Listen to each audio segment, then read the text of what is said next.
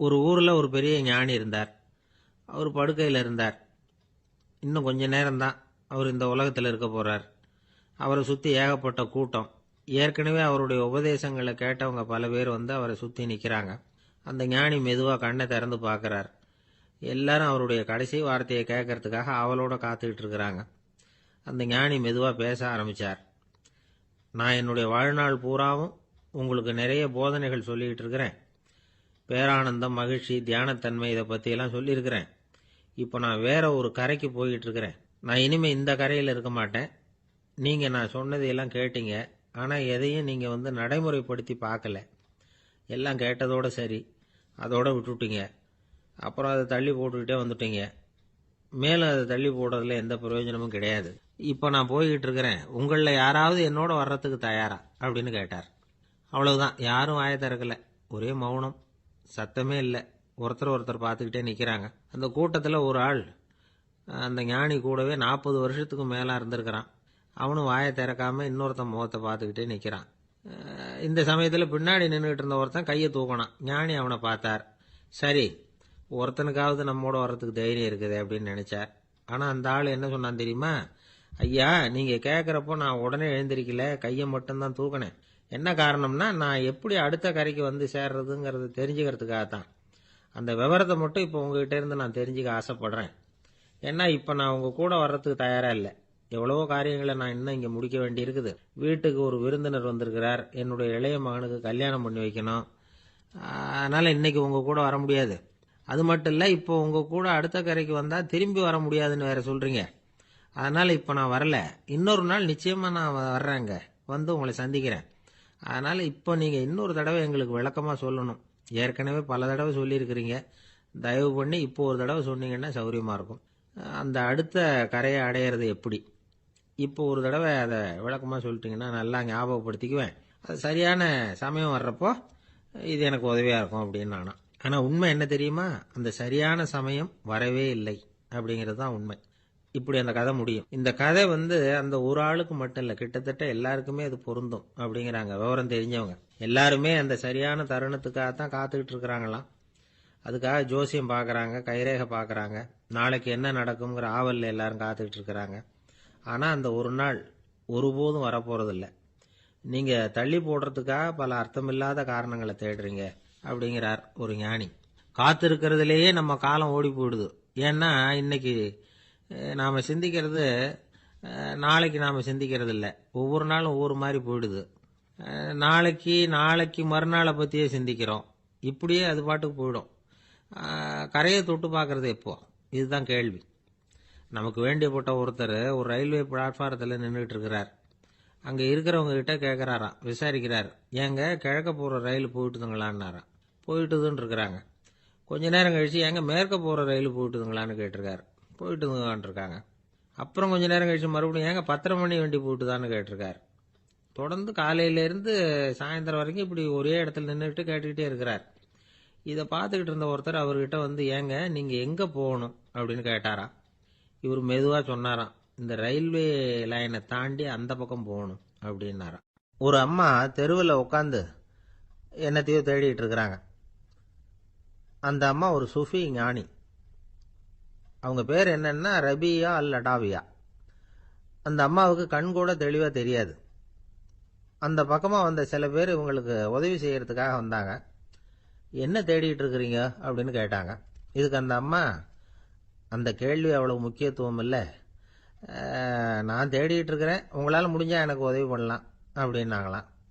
உதவி செய்ய வந்தவங்களுக்கு ஆச்சரியம். எதை தேடுறோங்கிறது தெரியாமல் இப்படி ஏன் நேரத்தை செலவழிக்கிறீங்க? நாங்கள் எப்படி உங்களுக்கு உதவ முடியும்? எங்களுக்கு ஒன்றும் புரியலையே அப்படின்னு இருக்காங்க. சரி, உங்களை திருப்தி பண்ணுறதுக்காக சொல்கிறேன். ஒரு குண்டூசி தொலைஞ்சு போச்சு, அதை தேடுறேன் அப்படின்னாங்களாம் அந்த அம்மா. அதுக்கப்புறம் இவங்களும் சேர்ந்து தேட ஆரம்பிச்சிட்டாங்க. கொஞ்ச நேரம் ஆச்சு, ஒன்றும் கிடைக்கல. உதவி செய்ய வந்தவங்களும் அழுத்து போட்டாங்க. அப்புறம் கேட்டாங்க, பாருங்கம்மா, இது ரொம்பவும் பெரிய தெரு, அகலமான தெரு.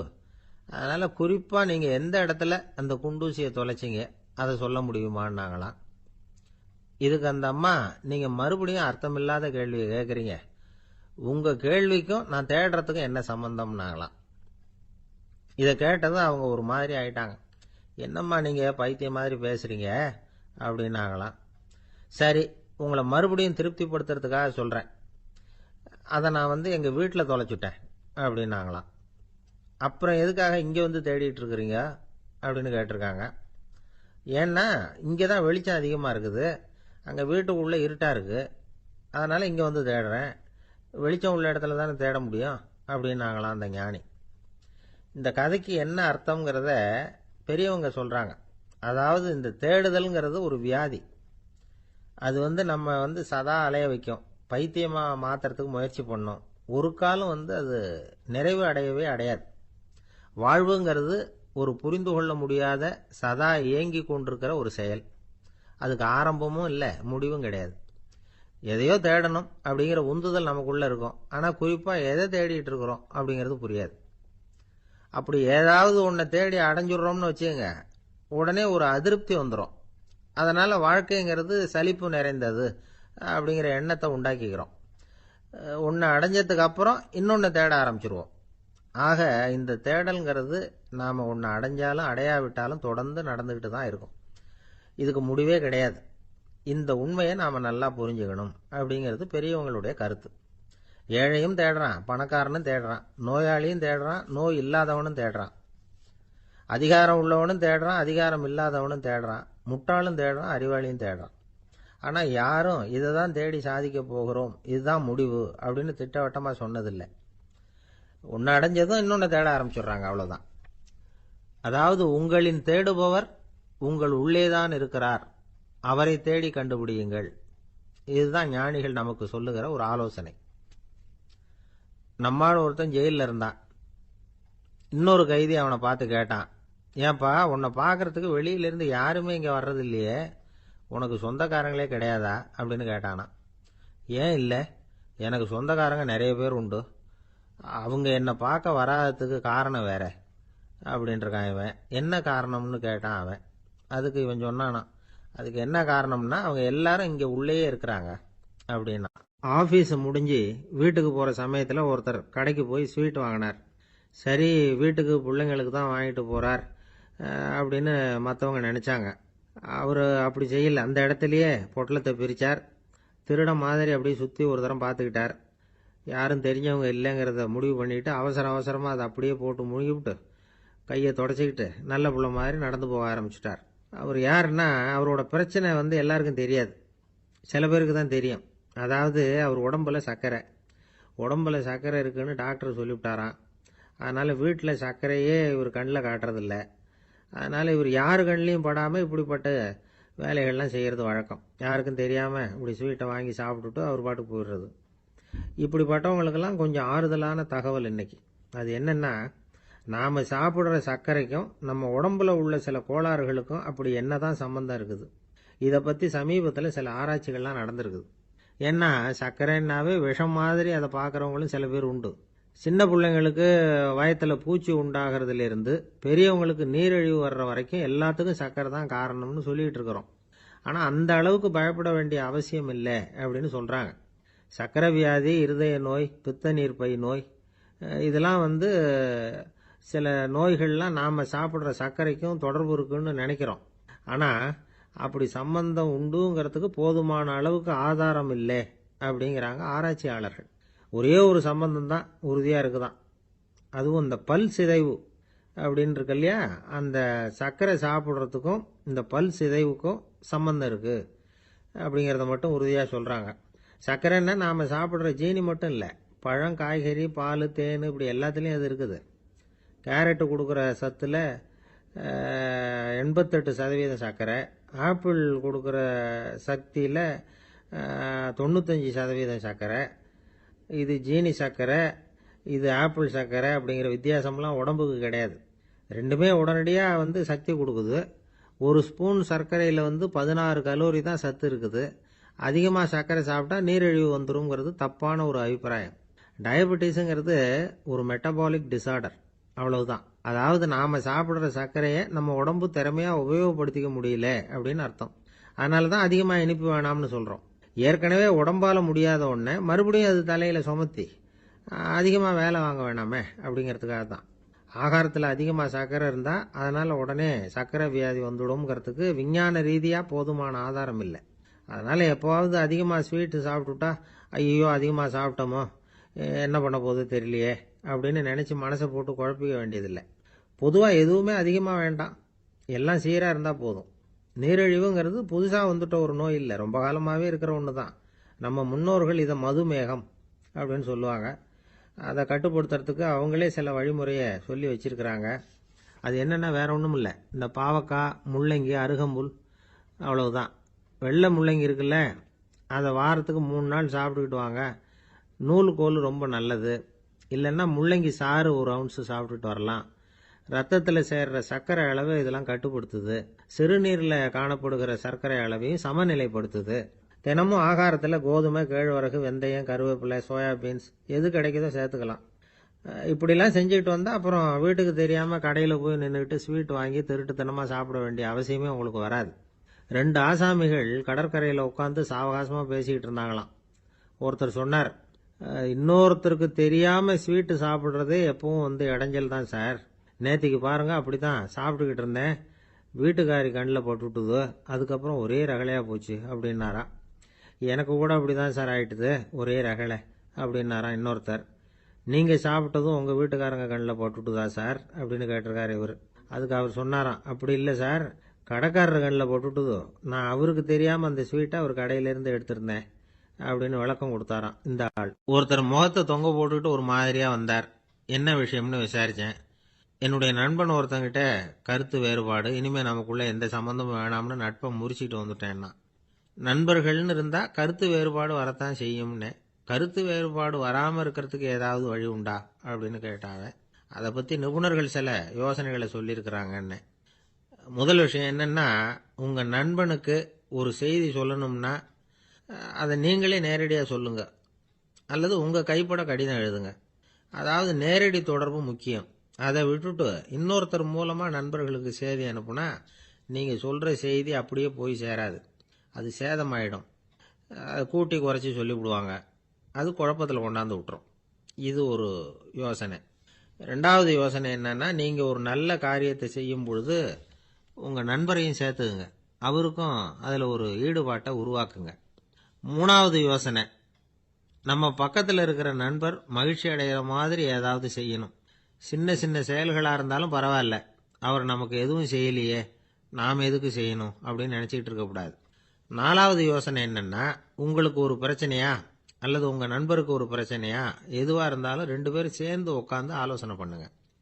நம்ம யோசனையும் கேட்கப்படுதே அப்படிங்கிற நினைப்பே அவருக்கு ஒரு மன நிறைவை உண்டாக்குமா. 5வது யோசனை, உங்கள் நண்பர் ஏதோ ஒரு காரியத்தை செய்கிறார், நீங்கள் உடனே அவசரப்பட்டு நீ செய்கிறது தப்புன்னு தீர்ப்பு சொல்லக்கூடாது.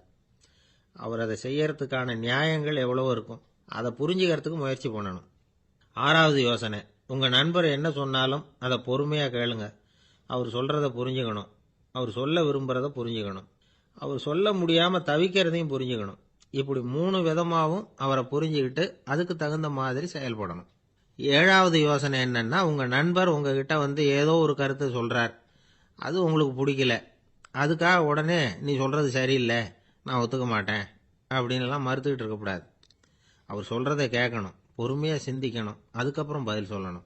இப்படிலாம் நடந்துக்கிட்டால் நண்பர்களுக்குள்ள கருத்து வேறுபாடு வர்றதுக்கு வாய்ப்பே இருக்காது அப்படின்னு வல்லுநர்கள் தொகுத்து சொல்லியிருக்கிறாங்க இந்த யோசனைகளை. எனக்கு தெரிஞ்ச சில நண்பர்கள் உண்டு, அவங்களுக்குள்ளேயும் கருத்து வேறுபாடுகள் வராமல் இருக்கிறதுக்கு சில நுட்பங்களை கையாளுறது உண்டு. ஒருத்தர் சொன்னார், அந்த டாக்டர் சின்ன வயசுலேருந்து என் கூட பழகினவர், நாங்கள் 2 பேரும் இணை பிரியாத நண்பர்கள். இருந்தாலும் எனக்கு உடம்பு சரியில்லைன்னா நான் அவர்கிட்ட வைத்தியம் பார்த்துக்க மாட்டேன் அப்படின்னார் ஒருத்தர். ஏன் அப்படின்னு கேட்டேன். எங்கள் நட்பு கெட்டுப்போடக்கூடாது இல்லையா, அதனால தான் அப்படின்னாரு இவர்.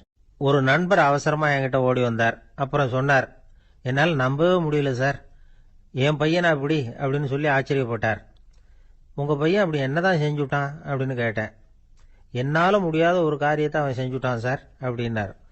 அது என்னன்னு தான் சொல்லுங்களேன். என்ன, 5வது வகுப்பில் அவன் ஒரே தடவையில் தேறிட்டான் சார், அதாவது ஒரே அட்டம்ப்டில் பாஸ் ஆகிருக்கான் அப்படின்னார் மூச்சு வாங்க.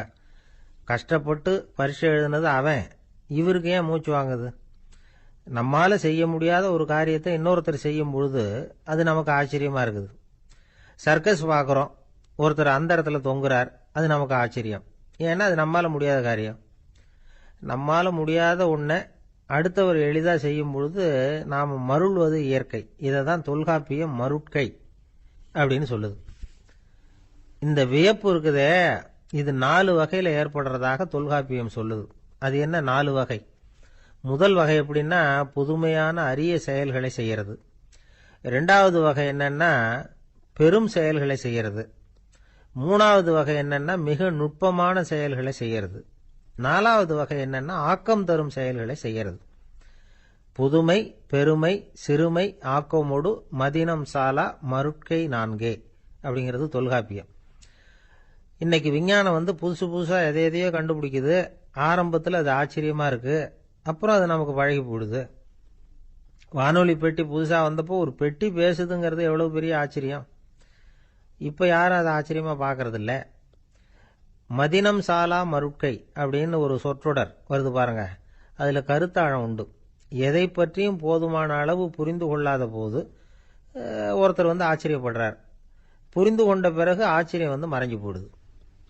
மிக நுட்பமான செயல்களும் நம்ம ஆச்சரியப்பட வைக்கும். ஒரு அரிசியில் ஒரு திருக்குறளை எழுதி காட்டுறாங்க, ஒரு முட்டை ஓட்டுக்குள்ள ஓவியம் தீட்டி காட்டுறாங்க. கருங்கல் சிற்பங்களில் எவ்வளவு நுட்பமான வேலைப்பாடுகளை எல்லாம் பார்த்து ஆச்சரியப்படுறோம். இது மாதிரி ஆக்கப்பூர்வமான அரிய செயல்களை செய்யறது கூட வியப்பை உண்டு பண்ணும். குப்பை கூலங்களை கூட வாழ்க்கைக்கு பயன்படுகிற பொருளாக மாற்றுகிறவர்கள் இருக்காங்க. அவர்களுடைய செயல் வியப்பு அளிக்குது. இடைக்காட்டு சித்தர் பாடின 30 நூலில் வர்ற ஒரு பாடல், ஆற்றல் பிறர் அறிதலின் அகம் கிளர்வு உறுதலின் கற்று அறி பாணர் கழுமிய கோடலின் தோற்றம் உருகவே போற்றல் சால் வியப்பே. ஒருத்தருடைய ஆற்றல் தெரியாமல் இருந்தது, அவருடைய அரிய செயலை பார்க்கும் பொழுது வியப்பா இருந்தது, மனசுக்குள்ள கிளர்ச்சி. பாவலர்கள் இவர்களுடைய புகழை பாடி மற்றவர்களும் தெரிந்து கொள்ளுமாறு செய்கிறார்கள். அப்படிங்கிறதான் ஒரு யதார்த்தமான உண்மை. ஆக எல்லா வகையிலும் மக்கள் தங்களுடைய வாழ்க்கையில முன்னேறுவதற்கான வழிகாட்டுகிற ஒரு மெய்ப்பாடு தான் வியப்புங்கிறது. இந்த காலத்தில் நம்ம எப்படியெல்லாம் ஆச்சரியப்பட வைக்கிறாங்க. ஒரு ஆளை பிடிச்சி ஜெயிலில் கொண்டு வந்தாங்க. ஜெயில் அதிகாரி அவனை ரொம்ப ஆச்சரியமா பார்த்தாராம். இவன் கேட்டான், ஏன் சார் அப்படி பார்க்குறீங்க, நான் இப்போ இங்கே வர்றது உங்களுக்கு ஆச்சரியமா இருக்குதா அப்படின்னு கேட்டிருக்கான். இதுக்கு ஜெயில் அதிகாரி சொல்லியிருக்கார், நீ இப்போ இங்கே வந்ததில் எனக்கு ஒன்றும் ஆச்சரியம் இல்லைப்பா, ஏற்கனவே நீ இங்கேருந்து விடுதலையாகி போய் 6 மாதம் ஆச்சு, இவ்வளவு லேட்டாக வர்றியே அதுதான் எனக்கு ஆச்சரியமா இருக்கு அப்படின்னாராம். ஒரு நண்பர், அவர்கிட்ட பேசிக்கிட்டு இருந்தேன். மனித உறவுகள் பற்றி அவர் சொல்லிகிட்டு இருந்தார். அமெரிக்காவில் தந்தை மகன் உறவு எப்படி இருக்கு அப்படிங்கிறத விளக்கறதுக்கு அவர் ஒரு கதையை சொன்னார். ஒரு அப்பா பகல் பூராவும் அலுவலகத்தில் வேலை, ஓடி ஆடி உழைச்சிக்கிட்டு களைச்சி போய் ராத்திரி 10 மணிக்கு மேலே வீடு திரும்பினான். வீட்டு வாசலில் அவரோட மகன் காத்துக்கிட்டு இருக்கிறான், இன்னமும் தூங்கலை. அப்பாவை வாசல்லையே தடுத்து நிறுத்தி, அப்பா உனக்கு சம்பளம் எவ்வளவு அப்படின்னு கேட்குறான். ஏற்கனவே ஆஃபீஸ் பிரச்சனைகளால் அலுத்து போய் திரும்புகிற அப்பாவுக்கு கோவம் வந்துடுது. என்னடா இப்படிலாம் கேளுன்னு உங்கள் அம்மா உனக்கு சொல்லி கொடுத்தாளா அப்படின்னு சொல்லிட்டு உள்ளே போய் சட்டையை கழட்டி மாட்டி விட்டு குளிச்சு விட்டு மறுபடியும் வெளியில் உடையை மாற்றுகிற சமயம் அப்போ மறுபடியும் மகன் உள்ளே நிற்கிறான் அவர் முன்னாடியே. அப்பா உனக்கு எவ்வளவு சம்பளங்கிறான் மறுபடியும். அப்பாவுக்கு எரிச்சல் அதிகமாகிட்டுது. மணிக்கு $20 போதுமா அப்படின்னார். அப்படின்னா எனக்கு ஒரு $10 தர முடியுமான்னா மகன். இதுக்கு தான் என் சம்பளம் எவ்வளவுன்னு கேட்டியா, 2ஆம் வகுப்பு படிக்கிற உனக்கு எதுக்குடா $10 அப்படின்னு கத்திவிட்டு தொலைக்காட்சி பெட்டியின் முன்னாடி போய் உட்காந்துக்கிட்டு ஏதோ நிகழ்ச்சியை பார்க்க ஆரம்பிச்சுட்டார். கொஞ்ச நேரம் கழித்து மறுபடியும் மகன் நிற்கிறான். அப்பா ப்ளீஸ் எனக்கு ஒரு $10 கொடுக்க முடியுமா? மகனுடைய கண்களில் கண்ணீர். என்னடா அவன் கண்ணீரை காட்டி காரியம் சாதிக்கலாம்னு பார்க்குறியா, ஒரு காசு கூட கொடுக்க மாட்டான் போ அப்படின்னு விரட்டி விட்டான். மகன் கண்ணீரை தொடச்சிக்கிட்டே கண்ணை தொடச்சிக்கிட்டு பேசாமல் போய் படுத்துக்கிட்டானா. கொஞ்ச நேரம் ஆச்சு. அப்பாவோட கோபம் கொஞ்சம் கொஞ்சமாக குறைஞ்சிது. பிள்ளைகிட்ட கோபமாக கத்துனது தப்பு தாங்கிறது புரிஞ்சுது அவனுக்கு. எழுந்திரிச்சு போனான், படுக்கை இறக்கி போனான். மகனை பார்த்தான். அவன் தலையணையை கட்டி பிடிச்சிக்கிட்டு அழுதுகிட்டு இருக்கிறான். அவனை மெல்ல நெருங்கி அவங்ககிட்ட எதமாக பேசுறதுக்கு ஆரம்பித்தானான். எதுக்குடா உனக்கு $10 பள்ளிக்கூடத்தில் கேட்டாங்களா அப்படின்னு கேட்டானான். மகன் சொல்லியிருக்கான், இல்லை டாடி, உனக்கு 1 மணி நேரம் சம்பளம் $20ன்னு சொன்னேன். நீ ஏற்கனவே எனக்கு கொடுத்த பாக்கெட் மணி $10 என்கிட்ட இருக்கு. இப்போ நீ இன்னொரு $10 கொடுத்தீங்கன்னா அதையும் சேர்த்து $20 ஆகிடும். அந்த $20 நான் உனக்கு கொடுத்துருவேன். அப்படி கொடுத்தா நீ என் கூட 1 மணி நேரம் செலவழிப்ப இல்லையா? அதுக்காக தான் $10 கேட்டேன் அப்படின்னு சொன்னானான். அந்த அப்பா கண்ணு கலங்கி போச்சான். ஆதரவோட தன்னுடைய மகனை கட்டி பிடிச்சி அழ ஆரம்பிச்சுட்டாராம். இதுதான் நண்பர் சொன்ன கதை. அமெரிக்கா மட்டும் இல்லை, உலகம் பூராவும் இன்னைக்கு மனித உறவுகள் இப்படி தான் மாறிட்டு இருக்கு. பெரியவர்கள் அறிவுரை என்ன தெரியுமா? உங்கள் குழந்தைகளிடமிருந்து குழந்தை பருவத்தை பிரித்து விடாதீர்கள் அப்படிங்கிறது தான். அதாவது இன்றைய குழந்தைகள் தங்கள் பிருந்தாவனத்தை இழந்து விடுகிறார்கள் அப்படிங்கிறது அவங்களுடைய கருத்து. இந்த நிலைக்கு நாம் காரணமாக இருந்துடக்கூடாது. குழந்தைகளோட விளையாடுவோம், குடும்பத்தோடு உறவாடுவோம் அப்படிங்கிறது தான் நம்முடைய நோக்கமாக இருக்கணும். இன்றைய உறவு முறைக்கு இன்னொரு உதாரணம் சொல்லுவாங்க. ஒருத்தர் வந்தாராம், அவர் பக்கத்தில் ஒரு சின்ன பையன். நாம் அவரை விசாரிக்கிறோம், யார் இந்த பையன் அப்படின்னா அவர் சொல்கிறார், இவன் எனக்கு தூரத்து உறவு அப்படின்னாராம். இந்த தூரத்து உறவுன்னா எப்படின்னு இருக்கான். இதுக்கு அவன் சொல்லியிருக்கிறான், இவன் எங்கள் அப்பாவுக்கு 8வது புள்ள அப்படின்னானான். ஒருத்தன் எப்படி நடந்துக்கிறாங்கிறத வச்சு தான் அந்த ஆள் எப்படிங்கிறத நாம் முடிவு பண்ணுறோம். ஆளுமைன்னு சொல்கிறோம்ல, அதுக்கு சூழ்நிலைகளை ஆளுகின்ற தன்மை அப்படின்னு விளக்கம் கொடுக்கிறார் ஒரு உளவியல் நிபுணர். சரி, ஒரு மனிதனுடைய ஆளுமையை உருவாக்குகிற விஷயங்கள் என்னென்ன? பிறப்பு, வளர்க்கப்பட்ட விதம், படிப்பு, நண்பர்கள், சமுதாயம், இப்படி நிறைய உண்டு. ஆளுமையின் அடிப்படையில் சில மனநோய்கள் உண்டாகுது. அதெல்லாம் என்னென்னங்கிறத தெரிஞ்சு வச்சுக்கிட்டோம்னா நம்ம கூட இருக்கிறவங்களை அடையாளம் கண்டுபிடிக்கிறதுக்கு அது ரொம்ப உபயோகமாக இருக்கும். ஃப்ரெனாய்டு ஆளுமை அப்படின்னு ஒன்று. இந்த கோளாறு உள்ளவங்க எப்படி இருப்பாங்க தெரியுமா? அதிக உணர்ச்சி, சந்தேகம், பொறாமை இதெல்லாம் அதிகமாக இருக்கும். வளைஞ்சு கொடுக்க மாட்டாங்க. அடுத்தவங்களோட இணக்கமான உறவு இருக்காது. அவங்க செய்கிற தப்புக்கெல்லாம் அடுத்தவங்களை குறை சொல்லிட்டு இருப்பாங்க. இது ஒரு ரகம். அடுத்தது ஸ்கிசாய்டு ஆளுமை அப்படின்னு சொல்கிறாங்க. இந்த கோளாறு உள்ளவங்க அடுத்தவங்களோட பழக கூச்சப்படுவாங்க. சின்ன வயசுலேயே இது ஆரம்பமாயிடுது. பகல் கனவுலேயே சஞ்சரிப்பாங்க. அவங்களுடைய விரோதம், கோபம் இதை கூட வெளியில் காட்டிக்க முடியாமல் இருப்பாங்க. இவங்களுக்கு அகமுகம், பிரச்சனைகள்லேருந்து ஒதுங்கி எதுலேயும் ஈடுபாடு இல்லாதவங்களா இருப்பாங்க. இப்படி ஒரு ரகம். அடுத்தது சைக்ளோதமிக் ஆளுமை அப்படின்னு சொல்கிறாங்க. அது என்னன்னா, உணர்ச்சிகளில் ஏற்றத்தாழ்வு அதிகமாக இருக்குமா. சில சமயம் பார்த்தா மகிழ்ச்சியாக இருப்பாங்க, சில சமயம் சோகமாக உட்காந்துருப்பாங்க. அவங்க மனநிலைக்கு தகுந்த மாதிரி சமூக நிகழ்ச்சிகளில் பங்கெடுத்துக்குவாங்க. இன்னொரு வகை என்னன்னா, எண்ண பீடிகை ஆளுமை அப்படின்னு பேர் வச்சிருக்கிறாங்க. அதுக்கு இவங்களுக்கெல்லாம் கரெக்டாக இருக்கணும். எல்லாம் சட்டத்திட்டம், இதுலேயும் ஒரு ஒழுங்குமுறை, இப்படி எதிர்பார்க்குற மனோபாவம். இவங்க எதிர்பார்ப்புக்கும் வரன்முறைக்கும் மற்றவங்க கட்டுப்படணும்னு நினைப்பாங்க. இந்த நிலைமை நீடிச்சா என்ன ஆகும் தெரியுமா?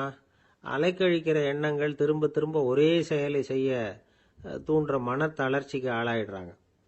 அடுத்தது ஹிஸ்டீரியா ஆளுமை. சின்ன விஷயத்தையெல்லாம் பெருசுபடுத்தி நாடகமாக்குற நடிகர்கள் இவங்க. உணர்ச்சி அதிகம் உள்ளவங்க. இவங்க மன எழுச்சியில் பக்குவமின்மை, குழந்தைத்தனம், முதிர்ச்சியின்மை எல்லாம் இருக்கும். தன்னலம் மிக்க குணம்.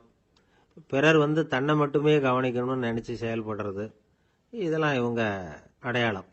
அடுத்த ரகம் எப்படின்னா, வளர்ச்சியற்ற ஆளுமைன்னு சொல்கிறாங்க. அடுத்தவங்களோட இணங்கி போக முடியாதவங்க. அறிவு, மன எழுச்சி, சமூக உறவு இதில் எல்லாம் போதுமான வளர்ச்சியையும் நிறைவையும் பெற முடியாதவங்க. இவங்களால வாழ்க்கையில் முன்னேற முடியாது. பிச்சைக்காரங்க, குற்றவாளிகள், இவங்ககிட்டெல்லாம் இது மாதிரியான ஆளுமை அதிகமாக இருக்குமா. அடுத்தது என்னென்னா, சோர்வுடைய ஆளுமை. எதுலேயும் உற்சாகம் இல்லாமல் சோர்ந்து போயிருப்பாங்க. அதுக்கெல்லாம் நமக்கு வலிமை இல்லைப்பா அப்படின்னு சொல்லிட்டு இருப்பாங்க. சின்ன விஷயங்களுக்கெல்லாம் அதிர்ச்சி அடையிறது. வாழ்வின் சுவையை அனுபவிக்க முடியாதவங்க. இன்னொரு ரகம், இது கொதித்தெழும் ஆளுமைங்கிறாங்க. எதுக்கு எடுத்தாலும் ஆத்திரம், குரோதம், வன் செயல் இதுலாம் ஈடுபாடு, இப்படி உள்ளவங்க. நத்தை வகை ஆளுமை அப்படின்னு ஒன்று. அடுத்தவங்க மேலே விரோதம் இருக்கும், அடிக்கணுங்கிற எண்ணம் இருக்கும்.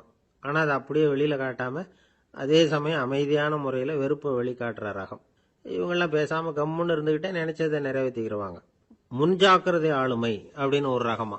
பாதுகாப்பின்மை, சந்தேகம், முழுமையின்மை, அறவேக்காட்டுத்தனம் இந்த மனப்போக்கு அதிகமாக இருக்கிறதுனால அகம்பாவம், புடிவாதம், எச்சரிக்கை எல்லாம் அளவுக்கு மீறி இருக்கும். இதுவரைக்கும் நாம் பேசிக்கிட்டு இருந்த ஆளுமை பண்புகள் அளவுக்கு அதிகமாக போயிட்டுதுன்னா ஆளுமை கோளாறுகள் ஏற்படும். அதன் அடிப்படையில் மனவியாதிகள் வருமா. அதனால் இணக்கமான, எல்லாரும் விரும்புகிற இயல்பான ஆளுமையை பெறுவதற்கு நாம் முயற்சி செய்யணும் அப்படிங்கிறது மனோதத்துவ நிபுணர்களுடைய ஆலோசனை. ஒருத்தர் ஒரு மனோதத்துவ டாக்டரை தேடிட்டு வந்தாராம். டாக்டர், எனக்கு மனசில் ஏதோ வியாதி, ஆளுமை கோளாறு. அதாவது எனக்கு சீக்கிரமா செத்து போனா தேவையில்லைன்னு தோணுது அப்படின்னாராம். உடனே அந்த டாக்டர், சரி அப்படின்னா இங்கே இருங்க, நான் வைத்தியம் பார்க்கறேன் அப்படின்னு. ஒரு ஆசாமி வேகமா ஓடிக்கிட்டு இருந்தான். ஏன் இப்படி ஓடுறேன்னு கேட்டார் இன்னொருத்தர். அங்க ஒரு ஆள் அடிபட்டு கிடக்குறான், அதை பார்த்தேன், உடனே ஓடுறேன்னா. எங்கன்னு கேட்டார். ஆஸ்பத்திரிக்குன்னா. ஒரு ஆள் அடிபட்டு கிடக்கிறத பார்த்தா உடனடியா நாம செய்ய வேண்டியது முதல் உதவி, அதுக்கப்புறம் தான் ஆஸ்பத்திரி. இன்னைக்கு விபத்துங்கிறது சர்வசாதாரணமா நடந்துகிட்டு இருக்குது. வாகன விபத்து, வெடிகுண்டு விபத்து, தீ விபத்து, கட்டடம் சரியறது, பூகம்பம், இப்படி நிறைய நடக்குது. ஒரு விபத்தை பார்த்துட்டா நம்மள பல பேர் நமக்கு என்னத்துக்கு வம்புன்னு ஒதுங்கி போயிடுறதும் உண்டு. சில பேர் துணிஞ்சு கிட்ட போய் உதவி செய்யறதும் உண்டு. அப்படி உதவி செய்ய நினைக்கிறவங்களுக்கு உபயோகப்படுற தகவல் இது. விபத்துல காயமடைஞ்சவங்களை 3 பிரிவா பிரிக்கலாமா. முதல் வகை கொஞ்சம் சீரியஸ் ஆனது, உயிருக்கு உடனே ஆபத்து தரக்கூடியது. மூளை காயம், முகம், கழுத்து காயங்கள், இருதயம், நுரையீரல் காயங்கள், வயத்துல உள்ளுறுப்பு காயங்கள், அதிகப்படியான இரத்தப்போக்கு, இதனால எல்லாம் பாதிக்கப்பட்டிருந்தா அது முதல் வகை அப்படின்னு நாமளே மனசுக்குள்ள முடிவு பண்ணிக்கணும். இவங்களுக்கெல்லாம் உடனடியா முதல் உதவி கொடுக்கணும். தாமதப்படுத்தாம ஆஸ்பத்திரிக்கு கொண்டுகிட்டு போயிடணும். இப்படி கொஞ்சம் எச்சரிக்கையா நடந்துகிட்டா அவங்கள பல பேரை காப்பாத்தி போடலாம். 2வது வகை எப்படின்னா, முதல் உதவி விரைவா கிடைச்சா உயிர் பிழைக்கக்கூடிய மார்பு காயங்கள், கைகால் எலும்பு முறிவு, இடுப்பு முதுகெலும்பு காயம், சீரான இரத்த சேதம், இப்படிப்பட்டவங்களை 2வது வகையா பிரிக்கணும். ஆபத்து இல்லாத சிராய்ப்புகள், சிறு காயங்கள், இரத்த உறைவுகள், இதனால பாதிக்கப்படுறவங்க 3வது வகை. ஒருத்தர் தலையில அடிபட்டு நினைவு விழுந்துட்டாருன்னு வச்சுங்க, அவருக்கு வாந்தி வர்றதுனால புறையேறி மூச்சு அடைப்பு உண்டாகும். இப்படி ஆகாம இருக்கிறதுக்காக தலையை ஒரு பக்கமா சாய்ச்சி வைக்கலாம். நாடி துடிப்பையும் இதய துடிப்பையும் தொட்டு பார்க்கணும். அது குறைஞ்சிருந்தாலும் சரி, நின்று இருந்தாலும் சரி, அவர் மார்பை நிமிஷத்துக்கு 80 தடவை உள்ளங்கையால அழுத்தி இதய துடிப்பை மீட்கிறதுக்கு உதவி பண்ணணும். கழுத்துல காயம்பட்டாலும் ஆபத்து அதிகம். கழுத்துக்கு அடியில ஒரு துண்டை மடிச்சு வைக்கலாம். 2 பக்கமும் சின்ன தலையணை அல்லது துணி மடிப்புகளை வச்சு கழுத்தை அதிகமா அசையாம பார்த்துக்கலாம். முதுகெலும்பு முறிஞ்சிருக்குமோ அப்படிங்கிற சந்தேகம் இருந்ததுன்னா அவரை அதிகமா அசைய விடக்கூடாது. அதிகமா அசைஞ்சா தண்டு இடத்துல பாதிப்பு ஏற்பட்டு கைகால் விளங்காம போயிடும். அவரை ஒரு கனமான போர்வை இல்லைன்னா பாயில படுக்க வச்சு 4 பேர் மெதுவா தூக்கி மருத்துவ உதவிக்கு அனுப்பி வைக்கலாம். கையெலும்பு முறிஞ்சிருந்தா முறிஞ்ச பாகத்தை உடம்போட சேர்த்து அசையாம கட்டி போடலாம். கால் எலும்பு முறிஞ்சிருந்தா மற்ற காலோட சேர்த்து கட்டி போடலாம். முறிஞ்ச பாகம் தொங்காம பார்த்துக்கணும். அப்பதான் வீக்கம் உண்டாகாம இருக்கும். வெட்டு காயம், குண்டடிப்பட்ட காயம், இதுல எல்லாம் ரத்தப்போக்கு அதிகமா இருக்கும். ரத்தம் வெளியேற வெளியேற ஆபத்து அதிகம். சுத்தமான துணியை பல மடிப்புகளை மடிச்சு காயத்தின் மேல வச்சு அழுத்தமா ஒரு 10 நிமிஷம் பிடிச்சிக்கணும். ரத்தம் நின்ன உடனே காயத்துக்கு கட்டு போடலாம். சில சமயம் காயம்பட்ட பாகத்தை உயரமா தூக்கி பிடிச்சிக்கிட்டாதான் ரத்த கசிவு நிற்கும். இந்த விவரங்களை எல்லாம் கொஞ்சம் மனசுல வாங்கி வச்சுக்கிட்டோம்னா சமயத்துல உதவும். ஏன்னா இந்த காலத்துல விபத்து எந்த ரூபத்துல எப்போ வரும்னு யூகிக்கவே முடியல. நண்பர் ஒருத்தர் சொன்னார், நேத்திக்கு பாருங்க சார், என் கண்ணு முன்னாடியே ஒரு சின்ன விபத்து நடந்ததுன்னார். என்னன்னு விசாரிச்சோம். ஒரு பஸ்ல வந்துகிட்டு இருந்தேன். அந்த பஸ்ல பின்பக்கம் படி ஓரமா நின்றுகிட்டு இருந்த ஒருத்தர் ரோட்ல விழுந்துட்டார். டிரைவர் அதை கவனிக்கல, நிறுத்தாம அவர் பாட்டுக்கு போறாருன்னார். கண்டக்டர் உடனே விசில் கொடுத்து பஸ்ஸை நிறுத்த வேண்டியது தானே அப்படின்னோம். அதுதான் சார் முடியாம போச்சுன்னார் அவர். ஏன்னு கேட்டாங்க. தவறி கீழே விழுந்ததே அந்த கண்டக்டர் தான் சார் அப்படிங்கிறார். ஒரு சீன தேசத்து அரசர் இருந்தார். அவருக்கு வயசாயிட்டுது. அவருக்கு அடுத்தபடியா அவருடைய புள்ள பட்டத்துக்கு வரணும், ஆட்சி பொறுப்பை ஏத்துக்கணும். ஒரு நல்ல தலைவனுக்கு இருக்க வேண்டிய பண்புகள்லாம் தன்னுடைய மகனுக்கு இருக்கணும்னு விரும்பினார் அந்த அரசர். அதனால இளவரசனை பக்கத்துல இருந்த ஒரு குரு கிட்ட அனுப்புனார். இளவரசன் அவர்கிட்ட போய் சேர்ந்தான். அந்த குரு என்ன பண்ணார் தெரியுமா? இவனை பார்த்து சொன்னார், இதை பாருப்பா, நீ என்ன பண்ற, இப்பவே பக்கத்துல இருக்கிற காட்டுக்கு போ, நடு காட்டுல போய் ஒரு இடத்துல உட்காந்துக்கோ. அங்க என்னென்ன சத்தம்லாம் உன் காதுல விழுதுன்னு கவனிச்சு கேளு. உன் காதுல விழுந்த ஓசைகள் என்னென்னங்கிறத என்கிட்ட சொல்லு, அதுதான் எனக்கு தெரியணும், உனக்கு வேலையும் அதுதான் அப்படின்னு சொல்லி அனுப்பி வச்சுட்டார். இளவரசன் காட்டுக்கு போனான். குரு சொன்னபடியே ஒரு இடத்துல உட்காந்து கவனிச்சு கேட்டான். அதுக்கப்புறம் குரு கிட்ட திரும்பி வந்தான். என்னென்ன சத்தம்லாம் கேட்ட அப்படின்னு கேட்டார் குரு. குருவே, காட்டுல நான் பறவைகள் சத்தம்லாம் கேட்டேன், மிருகங்களின் ஓசையையும் கேட்டேன், இதை தவிர இடி, மின்னல், மழை, இதுகளோட சத்தத்தையும் கேட்டேன் அப்படின்னா. குரு யோசனை பண்ணார், நீ இன்னமும் சரியா கேட்கல, அதனால மறுபடியும் காட்டுக்கு போ, கொஞ்ச நாள் தங்கி இருந்து கேட்டுட்டு வா அப்படின்னார். இளவரசனுக்கு ஒன்றும் புரியல. இருந்தாலும் குருவின் கட்டளையாச்சே, மறுக்க முடியுமா? உடனே அவன் மறுபடியும் காட்டுக்கு போனான். ஒரு இடத்துல உட்காந்தான். கொஞ்ச நேரம் உன்னிப்பாக கவனித்து கேட்டான். சில நாள் கழித்து குரு கிட்ட திரும்பி வந்தான். குருவே, இந்த தடவை சில துல்லியமான சத்தங்களை எல்லாம் கேட்டான். தேனீ பறக்கிற சத்தம், நீரோடையின் மெல்லிய ஓசை, இதெல்லாம் கேட்டேன்னா. குரு சிரிச்சார். நீ மறுபடியும் காட்டுக்கு போ, இன்னும் சில நாள் அங்கே இரு, முழுமையாக கவனமாக கேட்டுக்கிட்டு வா அப்படின்னு சொல்லி அனுப்பி வச்சுட்டார். இளவரசனுக்கு குழப்பம் அதிகமாயிட்டுது. ஒன்றுமே புரியல.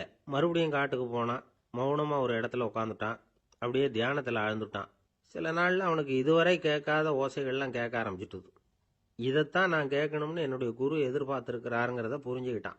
உடனே குரு கிட்ட ஓடனான். குருவே, இந்த தடவை காதுகளுக்கு கேட்க முடியாத சில ஓசைகளை கூட என்னால் உணர முடிஞ்சுது. பூ மலருகிற ஓசை, சூரியனால பூமி சூடாகிறப்போ எழுகிற ஓசை, காலை பனித்துளி இந்த புல்லுலாம் குடிக்கிற ஓசை, இது எல்லாம் என்னால் நல்லா கேட்க முடிஞ்சுது அப்படின்னா. குருவுக்கு இப்போதான் திருப்தி ஏற்பட்டுதான். இளவரசனை பார்த்து சொன்னார், இதை பாருப்பா, இப்போதான் நாட்டை ஆளுகிற தகுதி உனக்கு வந்திருக்குது அப்படின்னு சொல்லி அதுக்கு விளக்கமும் கொடுத்தாராம். எந்த அரசன் தன்னுடைய மக்களின் இதயம் பேசுகிற மௌன மொழியை, மௌன வார்த்தைகளை கேட்குறானோ அவன்தான் ஆள தகுதி உள்ளவன். எந்த அரசன் தன்னுடைய மக்களின் உணர்ச்சிகளை உண்மையாக உணர்றானோ அவன்தான் முதன்மையான அரசன். போலி வார்த்தைகளை மட்டும் கேட்டுட்டு பல மௌன ராகங்களை காதில் வாங்கிக்காதவன் அரசனே இல்லை. எந்த நாட்டில் எப்போ ஒரு அரசன் தன்னுடைய மக்களின் உணர்ச்சிகளை கேட்க மறுக்கிறானோ அன்னையிலிருந்தே அந்த நாடு அழிய தொடங்குது அப்படின்னு அர்த்தம். இதுதான் அந்த குரு இளவரசனுக்கு போதிச்சது. வாயால் பேசுறத மட்டும் கேட்டு ஏமாறக்கூடாது, உணர்ச்சிகளையும் கேட்கறதுல தான் மனப்பக்குவம் உண்டாகும். மக்கள் உணர்ச்சிகளை புரிந்து கொள்ளாத அரசர்கள் நீடிச்சிருக்க முடியாது. அது மாதிரி நாடுகளில் அடிக்கடி குழப்பம் தான் உண்டாகும். அப்படி இருந்தா அடிக்கடி ஆட்சி மாறிக்கிட்டு இருக்கும். அப்படிப்பட்ட ஒரு தேசம், அங்கே ஒரு சிறைச்சாலையில் 3 கைதிகள் பேசிக்கிட்டு இருந்தாங்க. ஒருத்தன் சொன்னான், நான் இந்த நாட்டு ராஜாவை எதிர்த்து பேசிக்கிட்டு இருந்தேன், அதனால என்னை பிடிச்சி கொண்டாந்து இங்கே போட்டுட்டாங்க அப்படின்னா ஒருத்தன். இன்னொருத்தன் சொன்னான், நான் இந்த நாட்டு ராஜாவை ஆதரித்து பேசிக்கிட்டு இருந்தேன், அதனால என்னை பிடிச்சி கொண்டாந்து இங்கே தள்ளிவிட்டாங்க அப்படின்னா.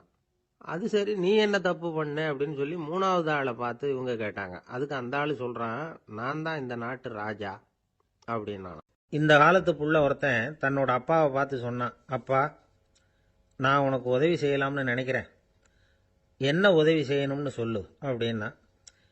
நீ சும்மா இருந்தா அதுவே எனக்கு செய்கிற பெரிய உதவிடா அப்படின்னார் அப்பா.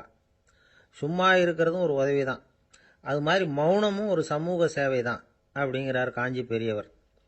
நமக்கு 5 புலன்கள் இருக்கு, மெய், வாய், கண், மூக்கு, செவி. இந்த 5லேயும் அதிகப்படியான வேலை எதுக்குன்னு நினைக்கிறீங்க? வாய்க்கு தான். ஏன்னா அதுக்கு 2 வேலை. இப்போ கண்ணுக்கு பார்க்கறது மட்டும்தான் வேலை, காதுக்கு கேட்கறது மட்டும்தான் வேலை, மூக்குக்கு வாசனை அறியறது தான் வேலை, உடம்புக்கு உணர்றது மட்டும்தான் வேலை. ஆனால் வாய் அப்படி இல்லை, அதுக்கு 2 வேலை. சாப்பிட்றதும் அதுதான், பேசுறதும் அதுதான். அதாவது வாய் ஒன்று தான் கர்மேந்திரியமாகவும் இருக்குது, ஞானேந்திரியமாகவும் இருக்குது அப்படின்னு சொல்லுவாங்க. சாப்பாட்டில் உட்காந்தா எந்தெந்த ஆகாரம் என்னென்ன ருசின்னு அறிவிக்கிற வேலையும் செய்யுது. சபையில் உட்காந்தா பாடுறது, பேசுறது, சிரிக்கிறது, இது மாதிரியான வேலையும் செய்யுது. இன்னொரு வித்தியாசம், கண்ணு, காது, மூக்கெல்லாம் ஸ்ட்ரெயின் பண்ணிக்கிட்டு வேலை செய்கிறதில்ல. ஒரு ரோஜா பூ பார்த்தா உடனே மூக்கு அப்படியும் இப்படியும் அசைய ஆரம்பிக்கிறது இல்லை. ஒரு சங்கீதத்தை கேட்ட உடனே காது ஆட ஆரம்பிக்காது. ஆனால் வாய் அப்படி இல்லை, அது பேசினாலும் சரி சாப்பிட்டாலும் சரி அசைஞ்சு தான் ஆகணும். ஆக மற்றதை விட வாய்க்கு வேலை ஜாஸ்தின்னு தெரியுது. சாப்பிட்றது, பேசுறது அப்படின்னு 2 காரியம் அதுக்கு. இப்படி 2 காரியம் இருக்கிறதுனால அது 2யும் பாதியாக குறைச்சிக்கணுங்கிறது கடவுள் அபிப்பிராயமாக இருக்கணும் அப்படிங்கிறார் காஞ்சி பெரியவர். ஆனால் இப்போ நாம் அப்படியே நடந்துக்கிறோம், அதுக்கு நேர்மாறாக நடந்துக்கிறோம். நாம் சாப்பிட்றதும் அதிகம், பேசுகிறதும் அதிகம், 2 வேலையையும் தேவைக்கு அதிகமாகவே செய்கிறோம். வாய் தான் ரொம்ப ஓவர் ஒர்க்குடு. அதுக்கு ஓய்வு கொடுத்தா உடம்பும் நல்லாயிருக்கும், உலகமும் நல்லாயிருக்கும். மௌன விரதம் இருக்கிறதெல்லாம் எதுக்காக நினைக்கிறீங்க? இதுக்காக தான். இந்த காலத்தில் மௌனமாக இருக்கிறவங்கெல்லாம் மகத்தான தொண்டு செய்கிறாங்க அப்படின்னு தான் சொல்லணும். சத்தம் அதிகமாக போய் தான் சவுண்டு பொல்யூஷன் வருது. அது மட்டும் இல்லை, மௌனமாக இருந்தால் சண்டை சச்சரவே வராது. மௌனம் கலக நாஸ்தி. ஆக இதுவும் ஒரு சமூக சேவை தான். நமக்கு தான் வாய் இருக்குதேங்கிறதுக்காக வசமாக சாப்பிட்றதும் தப்பு, வளவளன்னு பேசுறதும் தப்பு. ஒரு கருத்தை சொல்கிறதுக்கு ஒரே ஒரு சொல்லு போதும் அப்படின்னு இருக்கும்பொழுது 2 சொற்களை செலவு பண்ணாதே. எவ்வளவு சொன்னாலும் அதனால் ஒரு பயனும் விளையாது அப்படின்னு தெரிய வருமேயானால் அந்த ஒரு சொல்லையும் விரயம் பண்ணாதே அப்படிங்கிறார் ஒரு அறிஞர். எல்லா குணங்கள்லேயும் மௌனம்தான் சிறந்தது அப்படிங்கிறார் ஒருத்தர். மௌனமா இருக்கிறது மூலமா மற்றவர்கள் குறைகளை நம்மால தெரிஞ்சுக்க முடியும். அதே சமயத்தில் நம்ம கிட்ட இருக்கிற குறைகளை மற்றவங்களுக்கு தெரியாம மறைச்சிக்கவும் முடியுங்கிறார் அவர். உண்மைதானே. ஒரு பெரிய மேடை பேச்சாளர், பொது வாழ்க்கையில் 25 வருஷ காலமாக ஈடுபட்டிருக்கிறவர். அவர் மனைவி ஒரு நாள் சொன்னாங்க, எங்கள் வீட்டுக்காரர் 25 வருஷ காலமாக பொது வாழ்வில் ஈடுபட்டிருந்தா கூட இந்த மாதம் 10ஆம் தேதியிலிருந்து தான் மக்களுக்கு சேவை செய்ய ஆரம்பிச்சிருக்கார் அப்படின்னாங்க ரொம்ப பெருமையாக. 10ஆம் தேதிக்கு அப்படி என்ன விசேஷம் அப்படின்னு கேட்டோம். அன்னையிலேருந்து தான் அவர் மேடையில் பேசுகிறத நிறுத்தினார் அப்படின்னாங்க அந்த அம்மா. ஒரு மனுஷனுக்கு 3 விதத்தில் கர்வம் உண்டாகிறதுக்கு வாய்ப்பு உண்டு. பணம், பதவி, புகழ். பணம் அதிகமாக வந்தால் கர்வம் வரலாம், பதவி பெருசாக வந்துட்டுதுன்னா கர்வம் வரலாம், புகழ் அதிகமாக போனாலும் கர்வம் வரலாம். இந்த 3 வகையான கர்வத்துக்கும் இடம் கொடுக்காம இருக்கிறாங்க பாருங்க, அவங்க தான் சிறந்த மனிதர்கள்.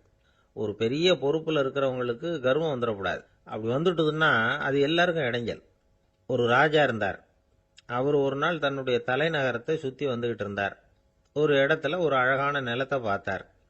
ஆஹா, இந்த இடத்துல நமக்குன்னு ஒரு மாளிகையை கட்டினா எவ்வளோ நல்லா இருக்கும் அப்படின்னு நினைச்சார். ராஜா நினைச்சா அது முடியாத காரியமா?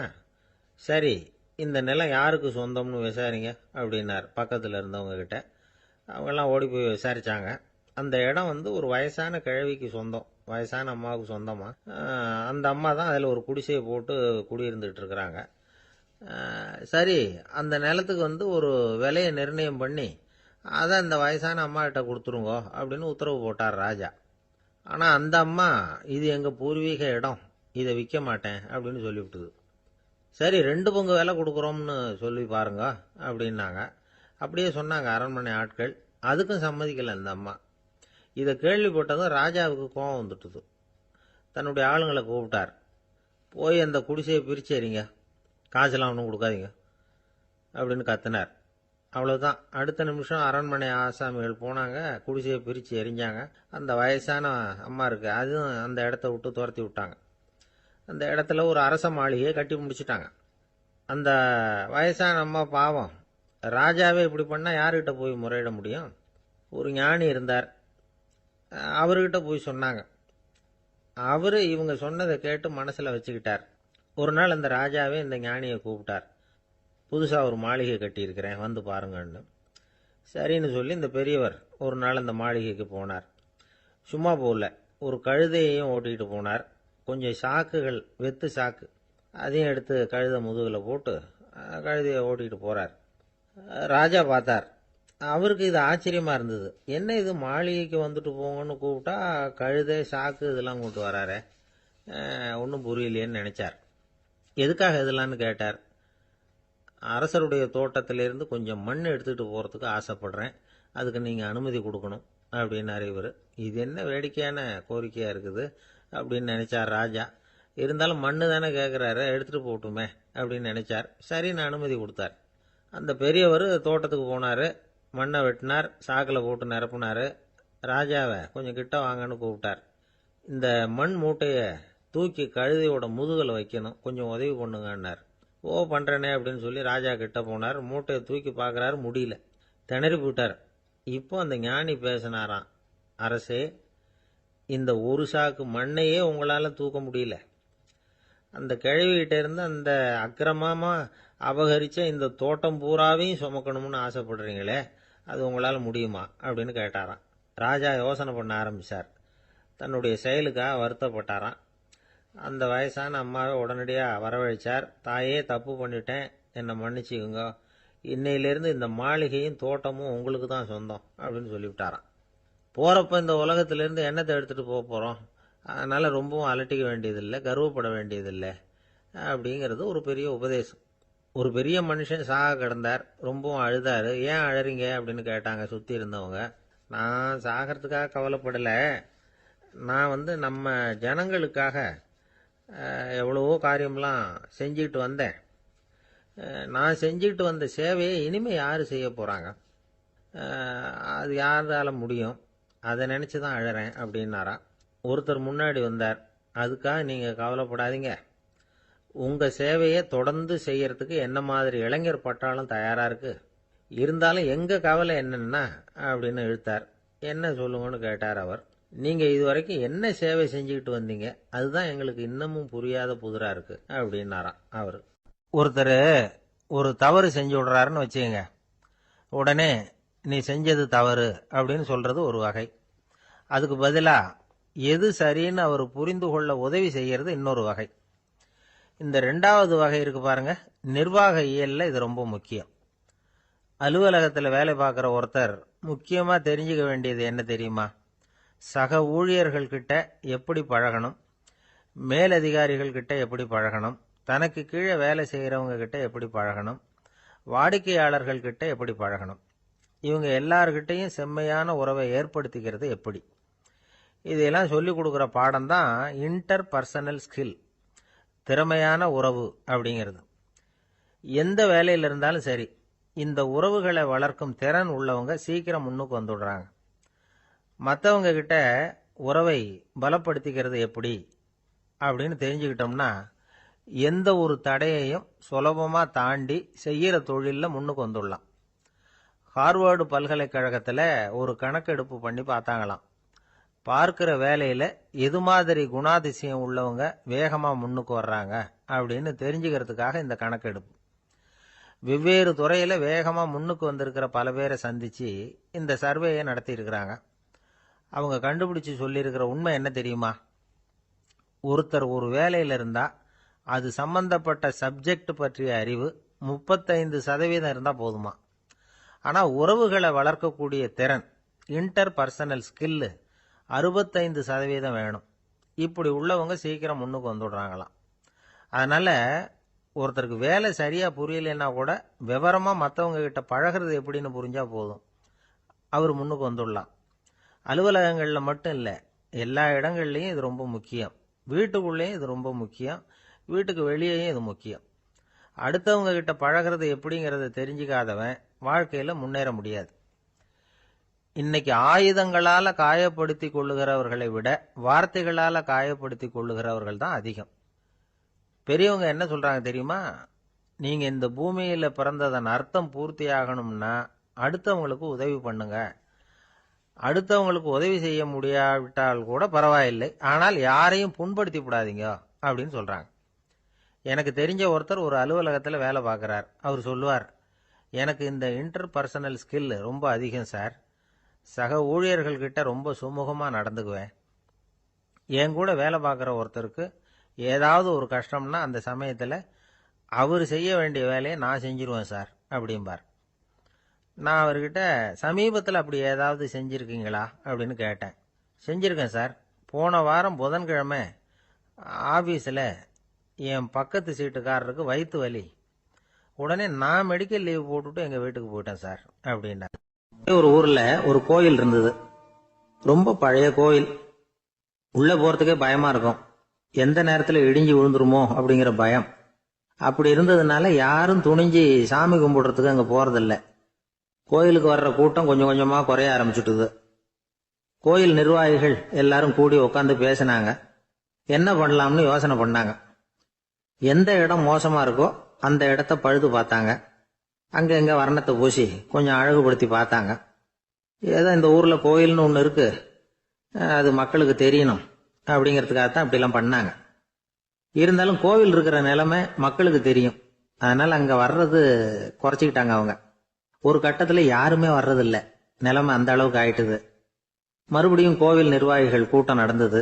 இந்த கூட்டம் கூட கோயிலுக்கு உள்ள நடக்கல, இடிஞ்சு விழுந்துருமோங்கிற பயம். அதனால வெளியில தான் உட்காந்து கூட்டத்தை நடத்தினாங்க. ஏன்னா உள்ள போறதுக்கு அவங்களுக்கும் துணிச்சல் கிடையாது. எந்த நேரமும் விழுந்துரும் போல இருந்தது அது. அது வழியா போறவங்க கூட வேகமா அந்த இடத்த கடந்து போக ஆரம்பிச்சிட்டாங்க. கோவில் நிர்வாகிகள் வெளியில உட்காந்து கூட்டம் போட்டாங்க இல்லையா, அந்த கூட்டத்துல 4 தீர்மானங்களை நிறைவேற்றினாங்க. அது என்ன 4 தீர்மானம்னா, முதல் தீர்மானம், இந்த கோவிலை இடிப்பது அப்படிங்கிற முடிவை இந்த கமிட்டி மிகவும் வருத்தத்துடன் ஏற்றுக்கொள்ளுகிறது அப்படின்னு நிறைவேற்றினாங்க. இதுக்கு பதிலா இன்னொரு கோவிலை உடனடியாக கட்டி முடிச்சுடணுங்கிறது 2வது தீர்மானம்.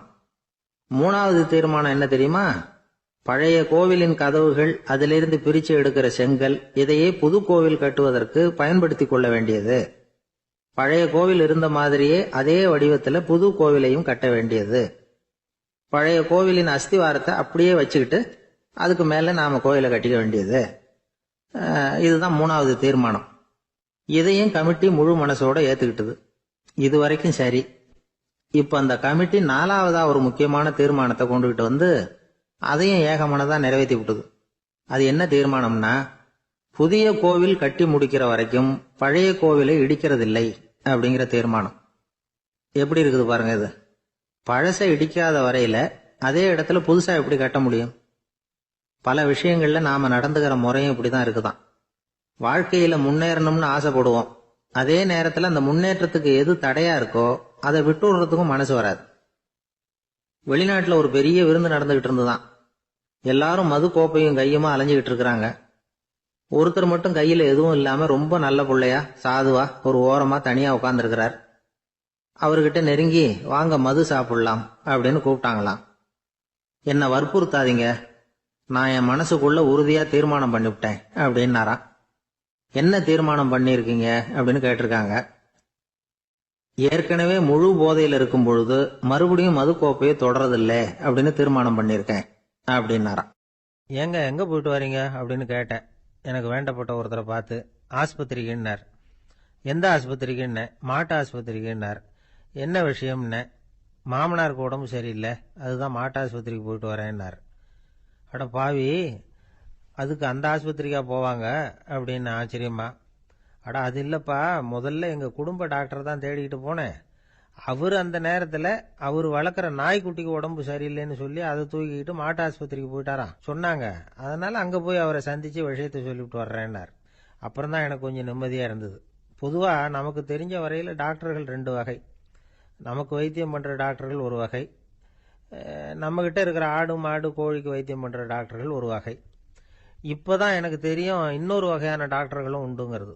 அது யாருன்னா பூச்சிகளுக்கு வைத்தியம் பண்ணுற டாக்டர்கள், அதாவது பூச்சி டாக்டர்கள். வெளிநாடுகளில் அப்படிலாம் கூட சில பேர் இருக்கிறாங்க. பிரிட்டனில் யார்க்ஷயர் வட்டாரத்தில் ராதர்ஹாம் அப்படின்னு ஒரு ஊர். அங்கே ஒரு விலங்கியல் மருத்துவர் பேர் டாக்டர் லான்ஸ் ஜெப்சன். அவர் ஆஸ்பத்திரி வாசலில் பார்த்தீங்கன்னா தினமும் நிறைய பேர் நின்றுக்கிட்டு இருப்பாங்க. கையில் கண்ணாடி குடுவை, தகர டப்பா இப்படி ஏதாவது இருக்கும். அதுக்குள்ளே ஏதாவது பூச்சிகள் இருக்கும். அதுக்கு வைத்தியம் பண்ணுறதுக்காக வந்தவங்க தான் அவங்க எல்லாம். சிலந்தி பூச்சி, பல்லி, தேளு, பாம்பு இப்படி ஏதாவது இருக்கும். பொழுதுபோக்காக சில பேர் நாய், பூனை, கிளி, மைனா, புறா இப்படி ஏதாவது வளர்க்குறாங்கல்ல, அது மாதிரி இப்போல்லாம் தேளு, பல்லி, பாம்பு, பூச்சி இதையெல்லாம் வளர்க்க ஆரம்பிச்சிட்டாங்களாம். இது ஒரு புது ஃபேஷன். இப்போ கூண்டுக்குள்ளே டப்பாக்குள்ளே போட்டு வளர்க்குறது, அதுக்கு ஏதாவது நோய் வந்துட்டுதுன்னா வைத்தியம் பண்ணுறதுக்கு டாக்டர்கிட்ட வந்துட வேண்டியது, இப்படி இந்த பழக்கம்லாம் நிறையா வந்துட்டுது. ரத்தம் உறிஞ்சிற அட்டைகள் கூட இவங்ககிட்ட வைத்தியத்துக்கு வருதான். சிலந்திகளில் செங்கால் சிலந்தின்னு ஒரு வகை. மத்திய அமெரிக்க காடுகளில் இது அதிகம். சிலந்திகள்லேயே ரொம்ப விலை உசந்தது இந்த ரகம்தான். கால்களில் சிவப்பு கோடுகள் இருக்கும். இந்த இனம் இப்போ குறைஞ்சிக்கிட்டே வர்றதுனால சர்வதேச விதிகளின்படி இவற்றின் ஏற்றுமதி இறக்குமதிக்கு தடை விதிக்கப்பட்டிருக்குது. அதனால் இதை வளர்க்குறவங்க வீட்டுக்குள்ளேயே இனவிருத்தி மூலமாக பெருக்கி விற்பனை பண்ணிட்டு வராங்களாம். அந்த வகை சிலந்திகள் தான் இப்போ வைத்தியத்துக்கு அதிகமாக வருதான். சரி, இதுக்கெல்லாம் எப்படி வைத்தியம் பண்ணுறாங்க? முதல்ல அதை குளிர்பதன பெட்டியின் வழுவழுப்பான சுவரில் விட்ட உடனே அதெல்லாம் மெதுவாக இறங்கி வரும். அப்போ அதன் நோயை கண்டுபிடிக்கிறது சுலபம். அப்புறம் அதுக்கு கிருமிகளை கொல்லக்கூடிய மருந்துகளையோ வலி நிவாரண மருந்துகளையோ கொடுப்பாங்க. கால் உடைஞ்ச சிலந்திகளுக்கு பசையை கொண்டு ஆப்ரேஷன் பண்ணுவாங்க. சில சிலந்திகளுக்கு உடைஞ்ச காலை எடுத்துட்டா புதிய கால் வளர்ந்துடும். சிலந்திகளை மனிதர்கள் கையில் எடுக்கிறப்போ அது பயந்து போய் கீழே குதிக்குது. அதனால் கால் உடஞ்சி விடுது, இல்லைன்னா வயிறு சேதமடையுது. அந்த நிலைமையில் வர்ற சிலந்திகளுக்கு மயக்க மருந்து கொடுத்து ஆப்ரேஷன்லாம் கூட பண்ணுறாங்களாம். பார்த்தீங்களா பூச்சிகளுக்கு வந்த வாழ்வே. நம்ம ஊர்லேயும் வீடுகளில் பூச்சிகள் வளர்க்குறது உண்டு. ஒருத்தர் வந்தார், எனக்கு 3000 கரப்பாம்பூச்சி அவசரமாக தேவைப்படுது, எங்கே கிடைக்கும்னு கேட்டார். கரப்பாம்பூச்சியா, அது என்னத்துக்குன்னு கேட்டோம். அது வேற ஒன்றும் இல்லை, நான் குடியிருக்கிற வாடகை வீட்டை காலி பண்ண போகிறேன். வீட்டு சொந்தக்காரர் என்ன சொல்கிறாருன்னா, இந்த வீட்டுக்கு நான் குடி வந்தப்போ எப்படி இருந்ததோ அதே நிலைமையில் விட்டுட்டு போகணும்னு வீட்டுக்காரர் சொல்லியிருக்கிறார், அதனால தான் கேட்டேன் அப்படின்னார். ஒரு தந்தை தன்னோட பிள்ளைய ரொம்ப தைரியசாலியாக வளர்க்கணும்னு ஆசைப்பட்டார். அதுக்காக அவனை கூப்பிட்டு உட்கார வச்சு இப்படி உபதேசம் பண்ணார். இதை பாருப்பா, நான் உன்னாட்டம் இருக்கிறப்போலாம் எதுக்கும் பயப்பட மாட்டேன், ரொம்ப துணிச்சலாக இருப்பேன். ஒரு நாள் ஒரு அப்பாவி எலிய ஒரு பூனை துரத்திட்டு ஓடிச்சு. நான் உடனே என்ன செஞ்சேன் தெரியுமா? அந்த பூனையை பிடிச்சேன். அது வாலில் ஒரு பட்டாசு சரத்தை கட்டினேன், கொளுத்தி விட்டேன். படபடன்னு வெடிக்க ஆரம்பிச்சுட்டுது. அது துள்ளிக்கிட்டு அங்கேயும் இங்கேயும் ஓடி இருக்கு பாரு ஓட்டம், ரொம்ப தமாஷு அப்படின்னார் அப்பா. இப்படி சொல்லிவிட்டு பையனை பார்த்து, இதை கேட்கறதுக்கு உனக்கும் துணிச்சல் வருதா?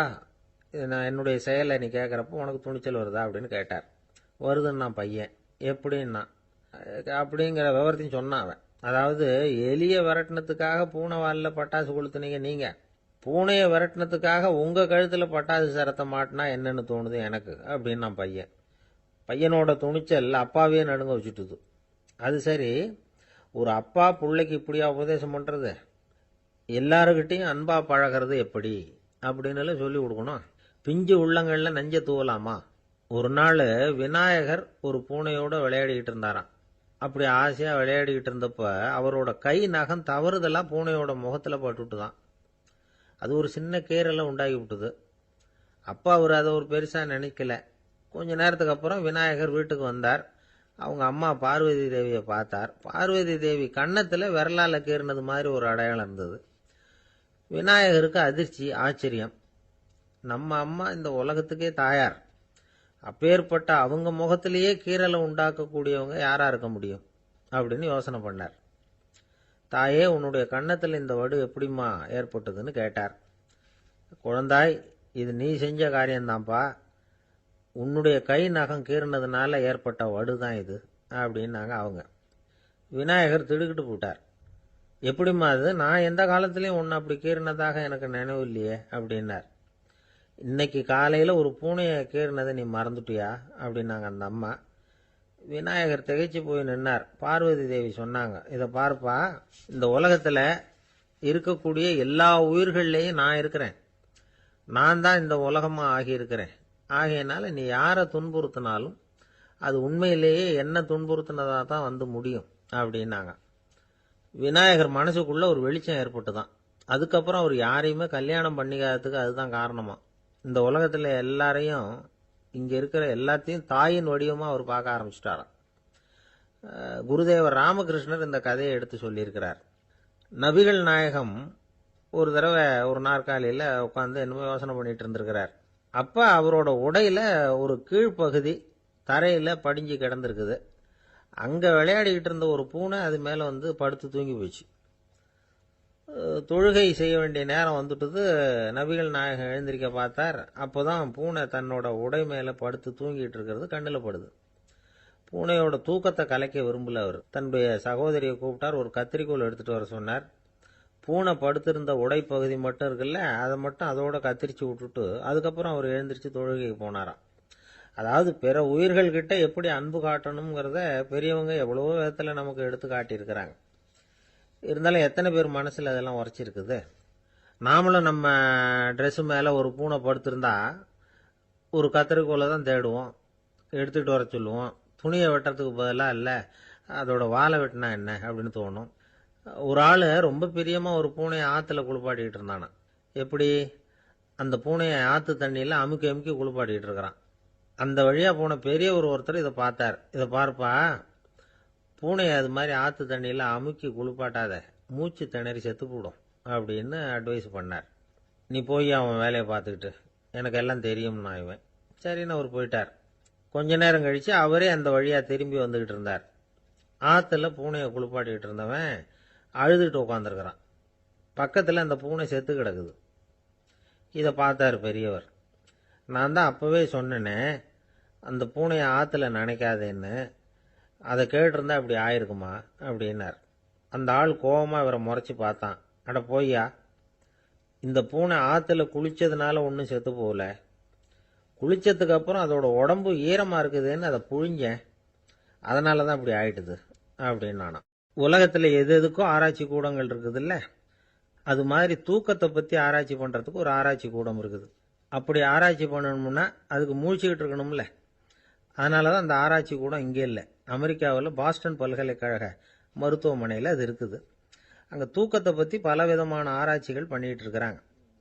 அந்த ஆராய்ச்சி கூடத்தில் இயக்குனராக இருக்கிற ஒரு நிபுணர், அவர் என்ன சொல்கிறார் தெரியுமா? உங்களுக்கு தூக்கம் வரலையா, நீங்கள் நல்லா தூங்குறதுக்கு தாராளமாக சில யோசனைகளை என்னால் சொல்ல முடியும் அப்படிங்கிறார். யோசனை தானே, காசா பணமாக கேட்டு வச்சுக்கலாமே. உணவு, மனநிலை, தூங்கும் இடத்தோட சூழ்நிலை, படுக்கைக்கு செல்கிறப்போ உள்ள பழக்க வழக்கங்கள், இது காரணமாக ஒருத்தருக்கு தூக்கம் வராமல் போகலாம். தூக்கம் வராததுக்கு இதுதான் காரணம்னா அதையெல்லாம் சுலபமாக கட்டுப்படுத்தலாங்கிறார் அவர். தூக்கத்தை வரவழைக்கக்கூடிய ஒரு நல்ல மருந்து உடற்பயிற்சி. ஆனால் ஒன்று, படுக்க போகிற நேரத்தில் இது மாதிரி உடற்பயிற்சிகள் எல்லாம் செய்யக்கூடாது. கொஞ்சம் முன்னாடி பகல்லையே இந்த பயிற்சிகளை செய்கிறது நல்லது. தூக்கம் வராமல் அவதிப்படுறவங்க பிற்பகல் நேரங்களில் காஃபி, டீ இது மாதிரி பானங்களை சாப்பிடக்கூடாது. மது அருந்துறது கூட தூக்கத்தை பாதிக்கும். வெது வெதுப்பான நீரில் குளிக்கிறது, தியானத்தில் ஈடுபடுறது, ஓய்வாக இருக்கிறது, படுக்கிறது, அதாவது படுக்கிறதுக்கு முன்னாடி ஒரு குவளை பால் சாப்பிட்றது, இதெல்லாம் தூக்கத்தை வரவழைக்கிறது ரொம்ப உதவியாக இருக்கும். இன்னொரு விஷயம் என்னென்னா, தூங்கி ஆகணுமேங்கிற கவலை வேண்டியதில்லை. அப்படி நினச்சி கவலைப்படுறதை விட்டுடணும். தூக்கம் வரலையா, உடனே படுக்கையை விட்டு எழுந்திருக்க வேண்டியது. வெளியில் வாங்க, வேறு ஏதாவது வேலையில் ஈடுபடுங்க, கொஞ்சம் நேரம் உலாவுங்க, அல்லது ஏதாவது ஒரு புஸ்தகத்தை எடுத்து படிங்க. களைப்பு ஏற்பட்டால் மறுபடியும் படுக்கைக்கு போங்க. தூக்கம் தானே வந்துடும். ஒரு விஷயத்தை மட்டும் நல்லா ஞாபகத்தில் வச்சுக்கணும். படுக்கைக்கு போகிறப்போ உங்கள் மற்ற எல்லா பிரச்சனைகளையும் மறந்துடணும். அது எப்படி சார் முடியும்? அந்த நேரம் தானே எல்லா பிரச்சனையும் வரிசையாக ஞாபகத்துக்கு வருது அப்படின்னு நாம் நினைக்கலாம். ஆனால் பழக்கத்தில் அதை நாம் மாற்றிக்க முடியும். கொஞ்சம் முயற்சி பண்ணணும், அவ்வளோதான். இது எல்லாமே ஆராய்ச்சி பண்ணி பார்த்துட்டு அந்த நிபுணர் சொல்கிற கருத்து தான். இன்னொரு விஷயமும் அவர் சொல்கிறார். அது என்னென்னா, உடல் கோளாறு காரணமாக தூக்கம் வராமல் அவதிப்படுறவங்களுக்கெல்லாம் இந்த யோசனைகள் சரியாக வராது அப்படிங்கிறார். அதுக்கெல்லாம் மருத்துவ சிகிச்சை கொடுத்து தான் சரி பண்ணணும். சில பேருக்கு நடு ராத்திரியில் மூச்சு திணறல் ஏற்பட்டு தூக்கம் வராமல் போயிடும். ஊரெல்லாம் தூங்குறப்ப தான் மட்டும் தூங்காமல் மூழ்கிட்டு இருக்கிறது, ஊரெல்லாம் மூழ்கிட்டு இருக்கிறப்போ தான் மட்டும் தூங்குறது, இது மாதிரி கோளாறுகளால் சில பேர் பாதிக்கப்படலாம். காலு தசை முறுக்கிக்கிறதுனால சில பேருக்கு அடிக்கடி விழிப்பு வரலாம். மன அழற்சி காரணமாக சில பேருக்கு தூக்கம் வராது. இது மாதிரி கோளாறுகளுக்கெல்லாம் அதுக்கு தகுந்த மாதிரி சிகிச்சை கொடுத்து தான் சரி பண்ண வேண்டியிருக்கும். எந்த கோளாறும் இல்லாமல் தூக்கம் வரலைன்னா ஆரம்பத்தில் சொன்ன முறைகளை கடைப்பிடிச்சு பார்க்கலாம். தூக்கம் வந்ததுன்னா யோசனை சொன்ன அந்த நிபுணருக்கு நன்றி சொல்லலாம். ஒருத்தர், ஏன் சார் பஸ்ஸில் தூங்குறது கெட்ட பழக்கமானு கேட்டார். இல்லையே, நான் கூட பஸ்ஸில் போகிறப்ப தூங்கிட்டு தானே போவேன் அப்படின்னார் இன்னொருத்தர். அப்புறம் ஏன் என்ன டிரைவர் வேலை வேணாம்னு வீட்டுக்கு அனுப்பி வச்சுட்டாங்க அப்படின்னாராம் அவர். 13வது பாடல். புள்ளின்வாய் கீண்டானே பொல்லா அரக்கனை கிள்ளிக் களைந்தானே, கீர்த்திமை பாடிப்போய் பிள்ளைகள் எல்லோரும் பாவைக் களம் புக்கார், வெள்ளி எழுந்து வியாழம் உறங்கிற்று புள்ளும் சிலம்பினகான், போதறிக் கண்ணினாய் குள்ளக் குளிரக் குடைந்து நீராடாதே பள்ளி கிடத்தியோ, பாவாய் நீ நன்னாளால் கள்ளம் தவிர்ந்து கலந்தேலோர் எம்பாவாய். கண்ணழகு படைத்த பெண் ஒருத்தியை இப்பாசுரத்தால் எழுப்புகிறார்கள். மலரில் உள்ள வண்டுகள் போன்று அழகிய கண்களை உடையவளே, கொக்கு வேடத்தில் வந்து வாயை பிளந்து கண்ணனை விழுங்க எண்ணிய பகாசுரனை அவன் வாயை கிழித்து அழித்த கண்ணபெருமான், கொடியவனான ராவணரது தலைகளை அறுத்து அழித்த ராமபிரான், அவர்களது வீர வரலாறுகளை பாடிக்கொண்டு இளம்பெண்கள் எல்லோரும் பாவை நோன்புக்குரிய இடத்திற்கு எப்போதோ சென்று விட்டனர். வானத்திலேயோ குரு என்கிற கோள் மறைந்து சுக்கிரன் உதயமாகிவிட்டான். பட்சிகள் வீதியெல்லாம் பறந்து சப்திக்கின்றன. இந்த மார்கழி விடியல் விடியும் முன்பே உடல் நன்கு குளிரும்படி மடுவில் குடைந்து குடைந்து நீராட வேண்டாமா? இன்னும் படுக்கையில் சுருண்டு கிடக்கலாமா?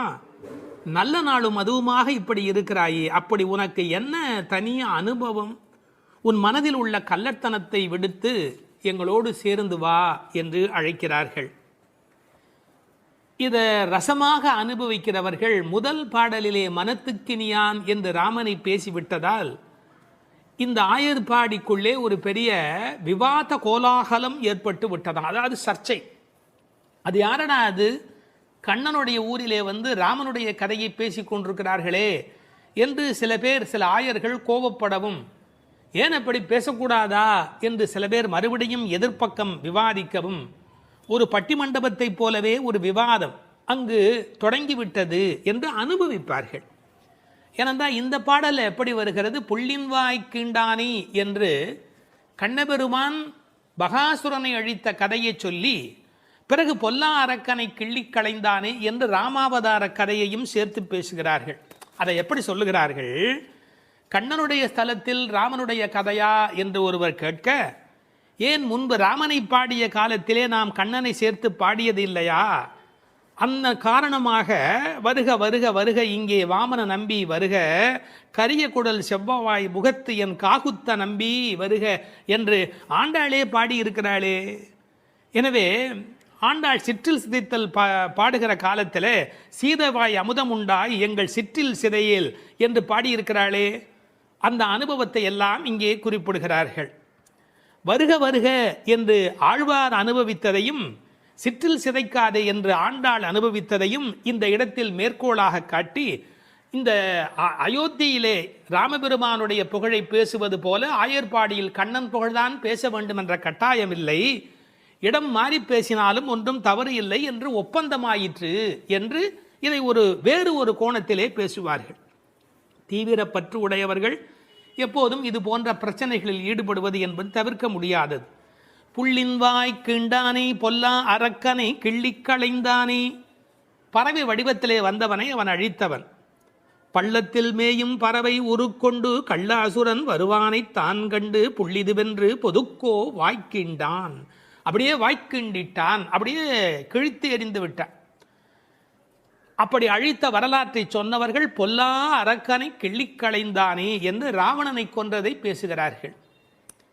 இந்த எழுப்புகிற பெண்கள் இந்த பாடலை எல்லாம் கருத்தை எல்லாம் சொல்லி எழுப்புகிறார்கள். உரை கண்டவர்கள் கேட்டார்கள், பொல்லா அரக்கன் என்று ராவணனை குறிப்பிட்டால் நல்ல அரக்கன் உண்டோ? என்ன நயம் பாருங்கள். உண்டு, அரக்கர் குலத்தில் பிறந்தாலும் விபீஷணன் நல்ல அரக்கன், ராவணனோ பொல்லா அரக்கன். அவனோடு பெரிதாக போர் செய்தார் என்று சொல்ல முடியாதான், கிள்ளி களைந்தார். தமிழில் ஒரு பழக்கம் உண்டு, யாராவது ரொம்ப அலட்சியமாக நினைச்சா என்ன கிள்ளுக்கிறேன்னு நினைச்சுக்கிட்டியா என்று கேட்பார். அப்படி ராவனுடைய தலைகளை ராமன் கிள்ளினானான், கிள்ளி களைந்தானே. அதுக்கு வேற ஒரு பொருள் உண்டு. தன்முனைப்பு உள்ளவர்கள் பரமாத்மாவால் அழிக்கப்படுவார்கள் என்கிற அந்த உணர்வு 10 தலை ஒருவருக்கு உண்டு என்ற கதையை அப்படியே எடுத்துக்கொள்வதை விட, பன்முகமாக ஆசை தலி விரித்து ஆடுகிற போது ஒருமுகமுடைய பரமாத்மா மனதை நாம் ஒருமுகப்படுத்தினால் நமக்கு உள்ளே இருக்கிற பன்முகம் அழிந்து போகும் என்று உருவகமாக எடுத்துக்கொண்டு அனுபவிப்பவர்களும் உண்டு. இப்படி ராவணனை அழித்த வரலாற்றை பேசி கீர்த்திமை பாடிப்போய் பிள்ளைகள் எல்லோரும் பாவை களம் புக்கார். இந்த நெல் பயிரிடுகிற இடத்துக்கு நெற்களம் என்று பெயர், அதுபோல் பாவையின் நோன்பு நோற்கிற இடத்துக்கு பாவைக்களம் என்று பெயர். யாருடைய புகழை பாடுகிறார்கள்? கீர்த்திமை பாடி, ராமன் கண்ணன் இருவருடைய புகழையும் பாடி, கீர்த்தி புகழை பாடி, பிள்ளைகள் எல்லோரும் சின்ன குழந்தைகளாகிய பெண் பிள்ளைகள் எல்லாரும் சேர்ந்து பாவைக்களம் புக்கார். அவங்கெல்லாம் நோன்பு நோக்கிற இடத்துக்கு போய்விட்டார்கள், நான் மட்டும் உனக்காக இங்கே நின்று கொண்டிருக்கிறேன், சீக்கிரம் வாடி என்பது போல் பேசுகிறார். இப்போது பொழுது வெடிந்து விட்டது என்பதில் அடையாளம் ரொம்ப நுட்பமான ஒரு அடையாளம். வெள்ளி எழுந்து வியாழம் உறங்கிற்று. அதாவது வெள்ளிக்கிழமை தோன்றிவிட்டது, வியாழக்கிழமை முடிந்து விட்டது இல்லை, குரு ஹோரை போய்விட்டது, சுக்கிரஹோரை தொடங்கிவிட்டது. அது இன்னொரு கோணம். வானியலை பற்றி நன்கு ஆய்வு செய்தவர்கள் ஒரு குறிப்பிட்ட காலத்திலே சுக்கிரனுடைய எழுச்சியும் வியாழனுடைய அந்த இறங்கு முகமும் ஒன்றாக நடக்கும் என்று குறிப்பிடுகிறார்கள். சுஜாதா அவர்கள் இதை வைத்துக்கொண்டு கிபி 885 என்று உறுதி செய்ய முடியும் என்று ஒரு கட்டுரையிலே எழுதியிருக்கிறார்கள். ஆனால் வேறு சிலரோ கிபி 8ஆம் நூற்றாண்டில் ஒரே ஒரு முறை மட்டும் அதிகாலை பொழுதில் சுக்கிரன் எழுவதும் குரு மறைவதும் ஒரே வேளையில் நிகழ்ந்துள்ளது. அது முழு நிலவு நாள், பௌர்ணமி. அந்த நாள் அப்படியே குறிப்பிடுகிறார்கள். அந்நாள் கிபி 731 டிசம்பர் 18 காலை 3:30 முதல் 4 மணி. இதனை அடி ஒற்றி ஆண்டாள் பிறந்தது கிபி 716 ஆடிப்பூரம் என்று கணக்கிட்டிருக்கிறார். பாருங்க, எவ்வளவு அழகான ஒரு காலக்கணக்கு. வெள்ளி எழுந்து வியாழன் உறங்கிற்று. புள்ளும் சிலம்பின, முன்னர் ஒரு முறை புள்ளும் சிலம்பின என்ற பாடல் வந்திருக்கிறதே, அதெல்லாம் கூட்டுக்குள்ளே. இப்போ வெளியில் பறவைகள் எல்லா இடங்களிலும் திரிந்து அவை இப்போது சப்தம் எழுப்பிக் கொண்டிருக்கின்றன. இந்த இடத்துல புள்ளும் சிலம்பியதை பற்றி சொல்லுகிற போது உரையாசிரியர்கள் இதை ஆசிரிய பெருமக்களோடு ஆச்சாரிய பெருமக்களோடு இணைத்து பேசுவது வழக்கம். குயில் அதுபோல சில ஆச்சாரியர்கள், கொக்கு அதுபோல, அன்னம் போல, கருடன் போல என்று பறவையோடு அவர்கள் ஓமிக்கத்தக்கவர்கள். கண்டத்வனியிலே, அதாவது குரல் வளத்திலே அவர்கள் குயில் மாதிரி. ஏகாகிர சிந்தையில், எப்போதும் மனம் ஒருமுகமாக இருத்தலில் கொக்கு போல, கொக்கொக்கு கூம்பும் பருவத்து என்பார் திருவள்ளுவர். சாரத்தை கிரகித்துக் கொள்வதிலே அன்னபக்ஷி போல, அன்னத்தைப் போல. கைங்கரியம் என்ற தொண்டு செய்வதிலே கருட பட்சியைப் போல, பல்லடிமை திறத்தினாலே என்று பறவையை அப்படியே அடியார்களோடு ஒப்பிடுவதும் வழக்கம். போது அறி கண்ணினாய், போதுன்னு சொன்னால் மொட்டு என்று பொருள். தமிழ் ஒரு அழகான மொழி. அரும்பு, முகை, முகிழ், மொட்டு, மலர். பாருங்க, மலருடைய பல நிலைக்கும் பேர் இருக்கு, இன்னும் கூட இருக்கு. அதாவது வெளியில் புறப்படுவது அரும்பு, கொஞ்சம் மேலே வந்தால் அது முகை, கொஞ்சம் அது இதழ் திறக்க ஆரம்பித்தா அது முகிழ், அது நல்ல விரிந்து விட்டால் தான் அதுக்கு மலர் அப்படின்னு பேர். ரெண்டுக்கும் நடுவில் இருக்க போது போதுன்னு பேர். அந்த போது அது போன்ற கண்களை உடையவள், அதில் வண்டு உட்கார்ந்திருப்பதை போன்ற கண். ஐயா, வெள்ளையாக கண்ணில் ஒரு பகுதி இருக்குது, கருப்பாக ஒரு பகுதி இருக்குது. அது வெள்ளையாக இருக்கிற மலர், அதன் மேலே கருப்பாக இருக்கிற வண்டு உட்கார்ந்திருக்கிற தன்மையினை போதறி கண்ணினாய் என்ற ஓமையாக குறிப்பிட்டார்கள். குளிக்கிறது எப்படி குளிக்கணுமா? குள்ள குளிர குடைந்து நீர் ஆடு. அப்படி ஆடாதே, பள்ளிக்கிடத்தியோ பாவாய் நீ. இந்த பெண்ணம்பெரிய அப்படிங்கிற ஒரு சொல்லாட்சி உண்டு. அதுபோல குள்ள குளிர என்ற வார்த்தையை பயன்படுத்தினார்கள். நல்லா முங்கி குளிக்க வேணும், குடைந்து நீராட வேண்டும். ஆற்றில், குளத்தில், கிணற்றில் இருந்து நீர் வளம் இருக்கிற இயற்கையை புதுப்பிக்கின்ற அந்த அழகான மழைக்கு பிறகு அந்த குளிக்கிற சுகத்தை இந்த வரியிலேயே கொண்டு வருகிறாள். குள்ள குளிர குடைந்து நீராடாதே பள்ளிக்கிடத்தியோ பாவாய் நீ நன்னாளால். எல்லா நாளுமே நல்ல நாள் தான். ஆனால் இன்றைக்கு கண்ணனுக்கு நாம் பார்க்க போகிற நாள், ஊருக்கு நலம் செய்கிற நாள், உனக்கு நன்மையான நாள்.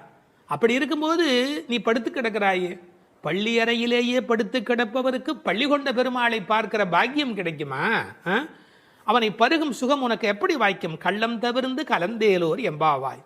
நீ மட்டும் தனியாக மனசில் அனுபவிக்கிறியா? அந்த திருட்டுத்தனத்தை விட்டுடு. கள்ளம் தவிர்ந்து தனியாக அனுபவிக்காதே, கலந்து ஏலோர் எம்பாவாய். இறைவனை எல்லோரும் சேர்ந்து அனுபவிப்பதே சுகம் என்று இந்த பாசுரத்தால் அவர்கள் விளக்கி காட்டுகிறார்கள். திருப்பாவை 11ஆம் பாட்டு. கற்றுக்கரவை கணங்கள் பல கறந்து செற்றார் திரளழியச் சென்று செரு செய்யும் குற்றமொன்று இல்லாத கோவலர்தம் பொற்கொடியே புற்றரவு அல்குல் புனமையிலே போதராய். சுற்றத்து தோழிமார் எல்லாரும் வந்து நின் முற்றம் புகுந்து முகில் வண்ணன் பேர் பாட சிற்றாதே பேசாதே செல்வப் பெண்டாட்டினி எற்றுக்கு உறங்கும் பொருளேலோர் எம்பாவாய். கண்ணனை எண்ணி நோற்காமல் அவன்தான் நம்மை எண்ணி நோற்று இங்கு வரட்டுமே என்று எண்ணி எல்லாவற்றிலும் சிறந்தவளான ஒரு பெண், பக்தி பெண் இந்த பாசுரத்தில் எழுப்பப்படுகிறாள். எல்லாமே கன்றுகள் போல இளமையான பசுக்கூட்டங்கள், பலவற்றை கறப்பதில் ஈடுபட்டு உள்ளவர்கள் இந்த கோபாலர்கள். பகைவர்கள் வந்துவிட்டால் அவர்கள் இருக்கும் இடத்திற்கு சென்று அவர்களது திறமை அழியும்படி போர் புரிய வல்ல குற்றமற்ற போர் வீரர்களை பெற்ற ஆயர் குலத்திலிருந்து வந்த பொன்கொடி போன்றவள் இந்த பெண். புற்றிலே உள்ள நாகத்தின் படம் போன்ற மறைவிடத்தையும் காட்டில் உலவும் மயில் போன்ற சாயலையும் உடையவளே, எழுந்து வா. நமது ஆயர்குடி பெண்கள் எல்லோரும் உன் வீட்டு முற்றத்திலே கூடி மேக நிறமுடைய கண்ணனது திருப்பெயர்களை கூறி பாடி மகிழ்கிறோம். நீயோ அசைவதே இல்லை, வாய் திறந்து பேசுவதும் இல்லை. அப்படி என்ன பெரும் செல்வமடி உனக்கு? இந்த உறக்கத்தில் உனக்கு என்ன அவ்வளவு ஈடுபாடு? எழுந்து வா என வெளியில் உள்ள பெண்கள் உள்ளே உறங்கும் பெண்ணை எழுப்புவதாக அமைந்துள்ள பாடல். இவர்கள் யாரை எழுப்புகிறார்கள்? 3 அடையாளங்கள். கோவலர்தம் பொற்கொடியே, புற்றரவு அல்குல் புனமையிலே, செல்வப் பெண்டாட்டி என்று உள்ளே இருக்கிற பெண் சிறப்பிக்கப்படுகிறார். கோபாலர் என்பது தமிழிலே கோவலர் என்று எழுதுவது வழக்கம். அந்த குலத்தின் தங்க கொடி ஸ்வர்ணலதா. ஸ்வர்ணலதா என்ற வடமொழி சொல்லுக்கு பொற்கொடி என்பது தமிழிலே மொழிபெயர்ப்பு. இவள் ரொம்ப செல்வாக்கு மிக்கவள், பேரழகி.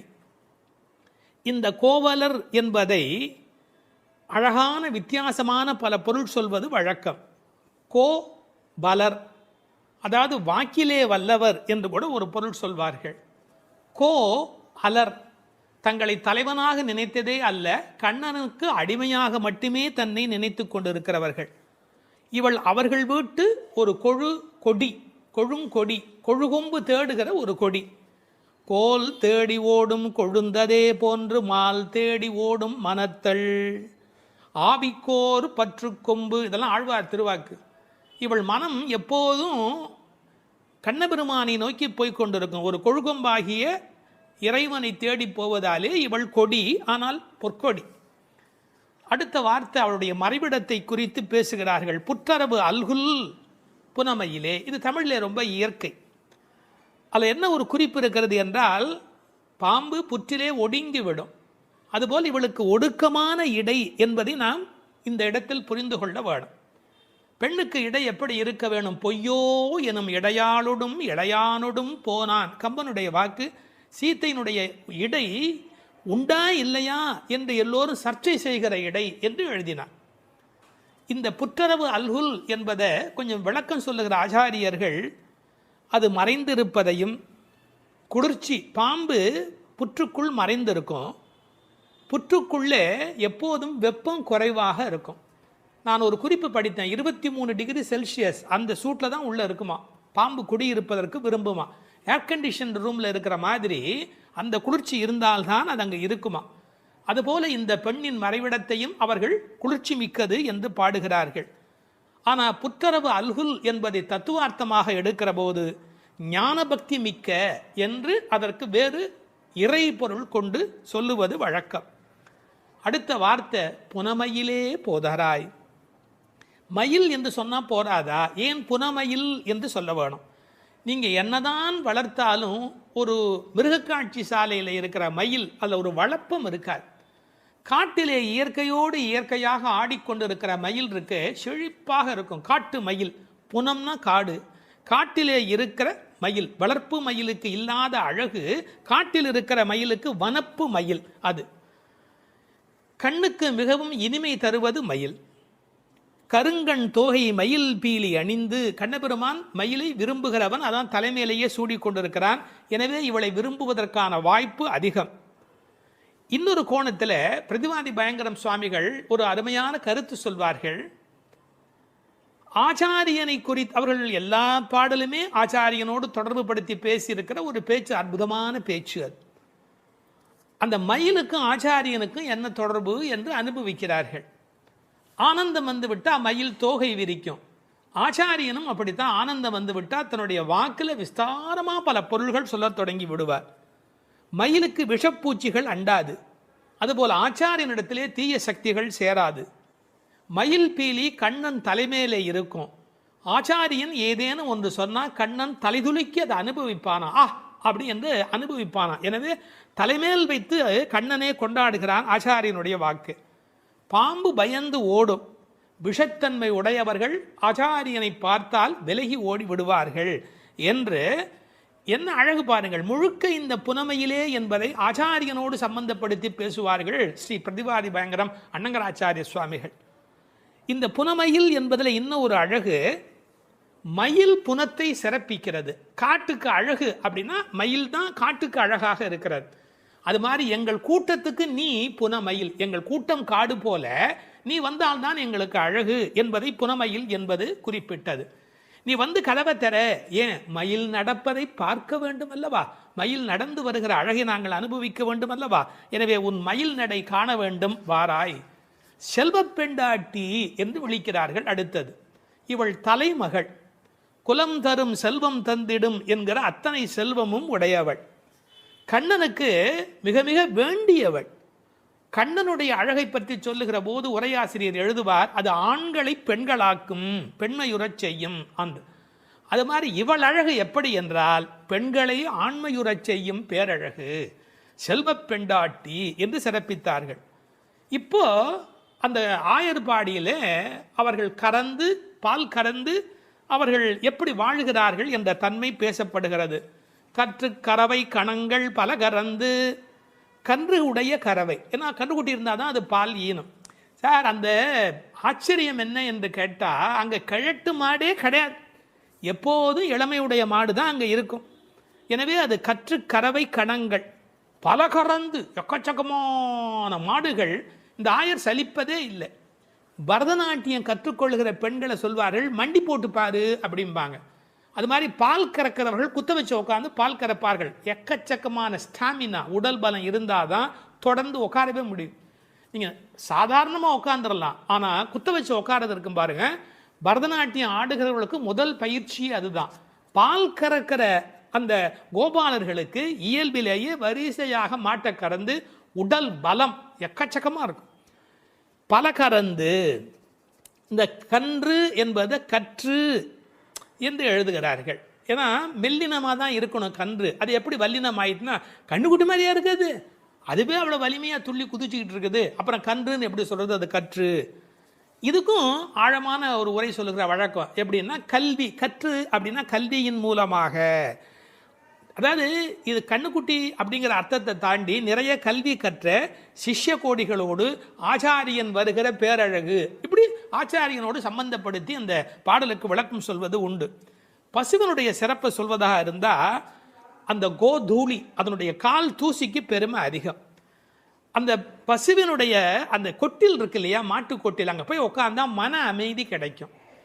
வாழ்க்கையில் மனதில் ரொம்ப அதிக துன்பம் உடையவர்கள் பசுக்கள் குடியிருக்கிற கொட்டிலில் போய் பசுக்களை தொட்டு தடவி கொஞ்ச நேரம் அங்கே இருந்தால் அடைய முடியாத அமைதி அடைவார்கள், நோயிலே இருந்து நீங்குவார்கள்னு இப்போ கண்டுபிடிச்சிருக்கிறாங்க. இப்படி ஒருவரே பல மாடு கடந்து எடுக்கக்கூடிய உடல் பலம் உடையவர்கள். ஆனால் வெறும்னா பால் கறக்கிற ஆட்கள்னு நாம் நினைக்கக்கூடாது. எதிரிகள் யாராவது, எதிரினா இவங்களுக்கு கிடையாது, கண்ணனை எதிர்க்கிறதுக்கு யாராவது வந்தால் செற்றார் திரளழிய சென்று செரு செய்யும். வேடிக்கையாக சொல்லுவாங்க, டே என் ஏரியாவுக்கு வாடா பார்த்துக்கிறேன் அப்படின்னு. அது மாதிரி சிங்கத்தை குகையிலேயே சந்திப்பது போல எதிரிகளுடைய கோட்டைக்கு உள்ளேயே புகுந்து அவர்களை அடித்து நொறுக்குவார்கள். கிருஷ்ணனுடைய எதிரிகளை தங்கள் எதிரிகளாக நினைத்து கொள்வார்கள். செற்றார் திரளழிய சென்று செரு செய்யும். ராமனை பற்றி பாடும்போது சென்று அங்கு தென்னிலங்கை செற்றாய் திரள் போற்றினாலே, இந்த ஆயர்பாடியில் இருக்கிற கோபாலரும் சென்று சண்டையிடுகிறவர்கள். குற்றம் ஒன்றில்லாத கோவலர். அவங்களுக்கு இடக்கை வழக்கை தெரியாது. படித்து வந்தானே சார் விஷமம் பண்ணுவான், கல்வி உள்ளவன் தானே அதிக வம்பு பண்ணுவான். இவங்களுக்கு எந்த குற்றமுமே கிடையாது. அப்படிப்பட்ட கோவலர்தம் பொற்கொடியே.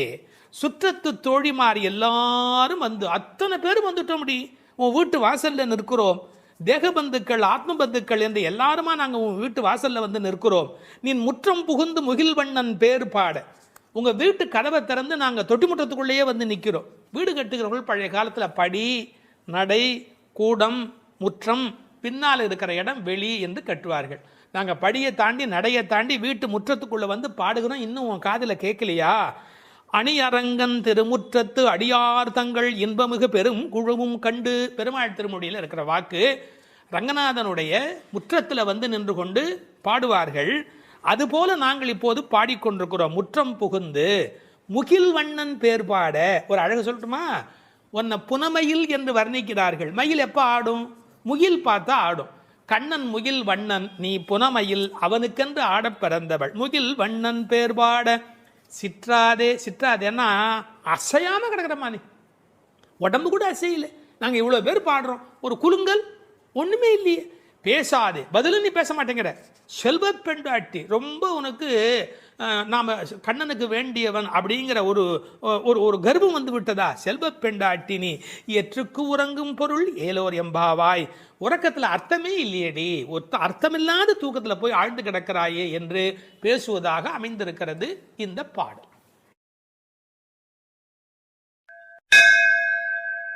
12ஆம் பாடல்.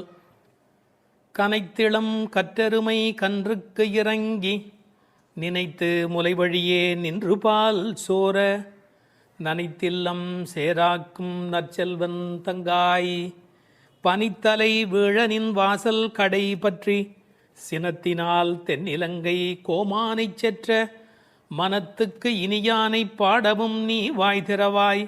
இனித்தான் எழுந்திராய் ஈதன்ன பேருறக்கம் அனைத்தில்லத்தாரும் அறிந்தேலோர் எம்பாவாய். இதனுடைய பொருள், கன்றை பிரிந்த எருமை தன் கன்றை நினைத்து கனைத்து அந்த நினைப்பால் தனது காம்புகளிலிருந்து விடாது பால் பொழிவதால் வீடெல்லாம் பால் வெள்ளமிட்டு சேராகி கிடக்கின்ற வீட்டின் தலைவனான பெரும் செல்வத்தை பெற்றிருப்பவனது தங்கையே. முன்பு பெரும் கோபத்தால் தென்னிலங்கை மன்னனான ராவணனை அழித்து ஒழித்த மனத்திற்கு இனியவனான ராமபிரானை புகழ்ந்து மார்கழி மாத பனி தலையில் விழுந்து கொண்டிருக்க நாங்கள் உன் வீட்டு வாசலில் கீர்த்தனம் செய்வதை கேட்டும் நீ உறங்கலாமா? கதவை திற, பொழுது விடிந்து இன்னும் நீ உறங்குவது எல்லா வீட்டாருக்கும் தெரிந்துவிட்டது. இனியாவது எழுந்திரு, என்ன இது பெரிய உறக்கம் என்கிறார்கள். இந்த பாடலில் எழுப்பப்படுகிறவள் கண்ணபெருமானுடைய நெருங்கிய நண்பனுடைய தங்கை. அவளை எழுப்புகிற போது நற்செல்வன் தங்காய் என்று அவர்கள் அன்போடு அழைக்கிறார்கள். சூழலை முதலில் வர்ணிக்கிறார்கள். ஒரு எருமை அவிழ்த்துவிட்ட பிறகும் பால் கறவாமல் விட்டுவிட்டதால் தன் கன்றை நினைத்து அது பால் பொழிகிறது, அதனால் வீடு சேராகிறது. கனைத்திளம் கற்று எருமை கன்றுக்கு இறங்கி நினைத்து முலைவழியே நின்று பால் சோர என்று பாடலிலே வருகிறது. பக்தி இலக்கியங்களுடைய அடிப்படை நாதமே அன்புதான் பிரமாதம். உண்மையிலேயே வாழ்க்கை ஒரு அறிவுபூர்வமான ஏற்பாடு அல்ல, அது அன்பு பூர்வமான ஒரு ஏற்பாடு. ஒரு எருமையே இப்படி இருக்குமானால் இறைமை என்ற இறை தத்துவத்தில் ஈடுபட்டவர்கள் எவ்வளவு இரக்கத்தோடு இருக்க வேண்டிய கடமை உடையவர்கள்.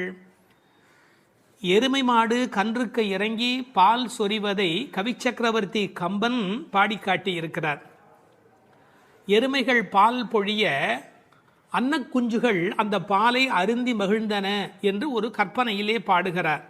சேல் உண்ட ஒன்கணாரின் திரிகின்ற செங்கால் அன்னம் மால் உண்ட நளினப்பள்ளி வளர்த்திய மழலைப் பிள்ளை கால் உண்ட சேற்று மேது கன்று உள்ளி கனைப்பச் சோர்ந்த பால் உண்டு துயில பச்சை தேரை தாலாட்டும் பண்ணை என்று எழுதுகிறார். நாட்டு வளத்தை எழுதுகிற போது தாமரைப்பூவில் உறங்கிக் கொண்டிருக்கிற அன்னக்குஞ்சுகளுக்கு எருமை மாடு தன்னுடைய கன்றை நினைத்து சொரிந்த பால் அவைகளுக்கு கிடைத்தன என்று கோசல நாட்டு வளத்தை பாடுகிற போது குறிப்பிடுகிறார். உண்மையிலேயே இந்த எருமைகள் இப்படி பால் கறக்கும் என்கிற தன்மையினை வேறு ஒரு வகையில் சங்க இலக்கியத்தில் ஒரு புலவர் பாடிக்காட்டி இருக்கிறார். வெள்ளி வீதியார் என்ற ஒரு புலவர். அவர் வேறு ஒரு கோணத்தில் சொல்லுகிறார். காமத்தை பற்றி பாடுகிற போது தலைவன் வந்து எங்களை அனுபவிக்கவில்லை, எங்கள் இளமையோ வீணாகிறது, எங்களுக்கும் பயனில்லை அவனுக்கும் பயனில்லை, உடம்பில் பசலை நோய் வந்து துன்பப்படுகிறேன் என்று எழுதுகிறார்.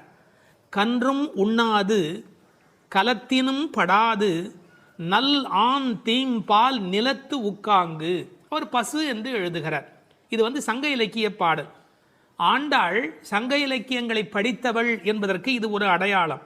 கன்றும் உண்ணாது கலத்தினும் படாது நல்லான் தீம்பால் நிலத்து உக்காங்கு எனக்கும் ஆகாது என்னைக்கும் உதவாது பசலை உணியர் வேண்டும் என்று குறுந்தொகையிலே வெள்ளி வீதியார் என்ற புலவர் எழுதி காட்டியிருக்கிறார். இன்னொரு கோணத்திலே பார்க்கிற போது வியாக்கியானம் பண்ணினவர்கள் எருமை மாடு கன்றை நினைத்து படுகிற பாட்டை சொல்லிவிட்டு எருமைகள் கரவாவிட்டால் படும் பாடு இந்த பெண்கள் கோபியர் சொல்லுகிறார்களா என்ன, அனைவரும் எருமை படுகிற பாட்டை நாங்கள் அல்லவா உன்னாலே படுகிறோம் என்று கண்ணனுக்கு புரிய வைக்கிறார்களா. எனவே கனைத்திளம் கற்றெருமை கன்றுக்கு இறங்கி நினைத்து முலைவழியே நின்று பால் சோர. சென்ற பாடலிலே பால் கறப்பதை பற்றிய குறிப்பு வந்தது. கற்றுக்கறவை கணங்கள் பல கறந்து என்று வரும். இந்த பாடலிலே பால் கறவாமை பற்றிய குறிப்பு வந்தது. அப்படியானால் எது உண்மை? இப்படி எடுத்துக்கொள்ள வேணும். பக்தி யோகத்தில் ஈடுபட்டிருக்கிற தன்மையினை இந்த பாடலும், கர்மயோகத்தில் ஈடுபட்டிருக்கிறவர்களை பற்றிய குறிப்பை அந்த பாடலிலும் ஆண்டாள் குறிப்பிடுகிறாள் என்று பொருள் கொள்ள வேண்டும். நற்செல்வன் தங்காய், சிறந்த செல்வமுடையவனுடைய தங்கையே. அவன் எப்படி நற்செல்வனாக இருக்கிறான்? கண்ணனுடைய மிக நெருங்கிய நண்பன் ஒருவன். அதை ஆழ்வார் பாடுகிற போது சொல்லுகிறார். பெரியாழ்வார் திருமொழியிலே சுரிகையும் தெரிவில்லும் செண்டுகோலும் மேலாடையும் தோழன்மார் கொண்டு ஓட, ஒரு கையால் ஒருவன் தன் தோளை ஊன்றி, கண்ணன் எப்போதும் யாராவது ஒருத்தனுடைய தோளை அணைத்தபடி இருக்கிறானாம். அப்படி ஒரு கையால் ஒருவன் தன் தோளை ஊன்றி, எனவே கண்ணனுடைய மிக நெருக்கமான நண்பன் அவனை விட்டு வராமையினாலே அவன் வீட்டு எருமை கரவாதபடி போயிற்று என்று பொருள் கொள்ள வேண்டும். தமிழிலே மாடு என்பதே செல்வத்தை குறிப்பது. எனவே அந்த மாட்டின் பெருஞ்செல்வம் உடையதால் நற்செல்வன் தங்காய் என்று பொருள் செய்தார்கள். தத்துவார்த்தமாக பொருள் செய்தவர்கள் ஆண்டாளுக்கு சகோதரராக எம்பெருமானாரை சொல்லுகிற மரபு வழி சிந்தனையினை கொண்டு வருகிறார்கள். பெரியாழ்வார் பெற்றெடுத்த பெண் பிள்ளை வாழியே, பெரும் புதூர் மாமுனிக்கு பின்னானாய் வாழியே என்று ராமானுஜருக்கு தங்கையாக ஆண்டாள் பேசப்படுகிறாளே, கோயில் அண்ணா வாரும் என்று ஆண்டாள் அழைத்தாளே, அந்த இங்கு நினைவூட்டி நற்செல்வன் தங்காய் என்று ஆண்டாளையே குறிப்பிடுகிறார்கள். அது மட்டுமல்ல, கைங்கரிய லக்ஷ்மி அதுதானே செல்வம், இந்த உலகத்தில் பகவானுக்கு செய்கிற சேவையே பெரிய செல்வம் என்று வேறு ஒரு கோணத்திலும் இதற்கு உரை எழுதுவார்கள். இந்த பெண்கள் இப்போது பேசுகிறார்கள், அம்மா உன் வீட்டு வாசலிலே மார்கழி பனி தலையிலே வந்து விழுகிறது, நாங்கள் எதை பிடித்து கொண்டு நிற்கிறோம் தெரியுமா? உன் வீடு சேராகி கிடக்கிறது, எருமை பால் ஓட ஓட கீழே கால் வைக்க முடியவில்லை, சேராகி இருக்கிறது. பழைய காலத்தில் வீட்டு கதவுல நாதாங்கி என்று ஒன்று தொங்கும், அதைத்தான் நாதம் சத்தம் போடுவார்கள், தட்டினா வீட்டுக்குள்ளே கேட்கும் என்ற காலிங் பெல் இன்றைய மெத்தடில். அந்த நின் வாசல் கடை பற்றி நாங்கள் நாதாங்கியை பற்றி கொண்டு நிற்கிறோம். அதுக்கு உரை எழுதும் போது சொன்னார்கள், மேலே பனி வெள்ளம் மனத்தே பால் வெள்ளம், தரையிலோ மேலே பனி வெள்ளம் மனத்தே மால் வெள்ளம், மால்னா திருமால், மனத்தே மால் வெள்ளம் தரையிலே பால் வெள்ளமாய் தெப்பம் வற்றுவாரை போலே உன் வீட்டு நாதாங்கியை பிடித்து தொங்கிக் கொண்டிருக்கிறது கான். அப்படியெல்லாம் அந்த நாதாங்கியை பிடித்து கொண்டு இவைகள் தொங்கிக் கொண்டு நிற்கிறார்கள். சினத்தினால் தென்னிலங்கை கோமானை செற்ற மனத்துக்கு இனியானி பாடமும் நீ வாய் திறவாய்.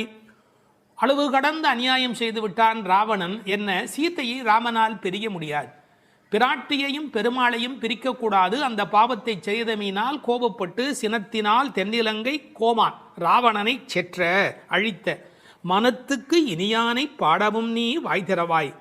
ராமன் மனத்துக்கு இனியவன் என யாருக்கும் எந்த நோவும் வரக்கூடாது என்று எண்ணுவது ராமனுடைய பண்பாடு. எப்படி என்று குகனை போன்ற அன்பர்கள் வருகிறார்கள். இவன் தாழ்ந்தவன் என்று நினைக்கல, ஏழை ஏதலும் கீழ்மகன் என்னாது அவனோடு அன்பு பாராட்டுகிறார். கிளிக்கு யாருடைய பெயர் வைப்பது என்று கேட்கிறாள். கைகேயி அம்மாவுடைய பெயரை வை என்று சொல்லுகிறார். இப்படி எல்லோருக்கும் மனத்துக்கு இனியனாயிருந்த அழகை வைமு கோபாலகிருஷ்ணமாச்சாரியார் உரையிலே ராமாயண பாடல்ல இருந்தே பல குறிப்பு சொல்லுகிறார்.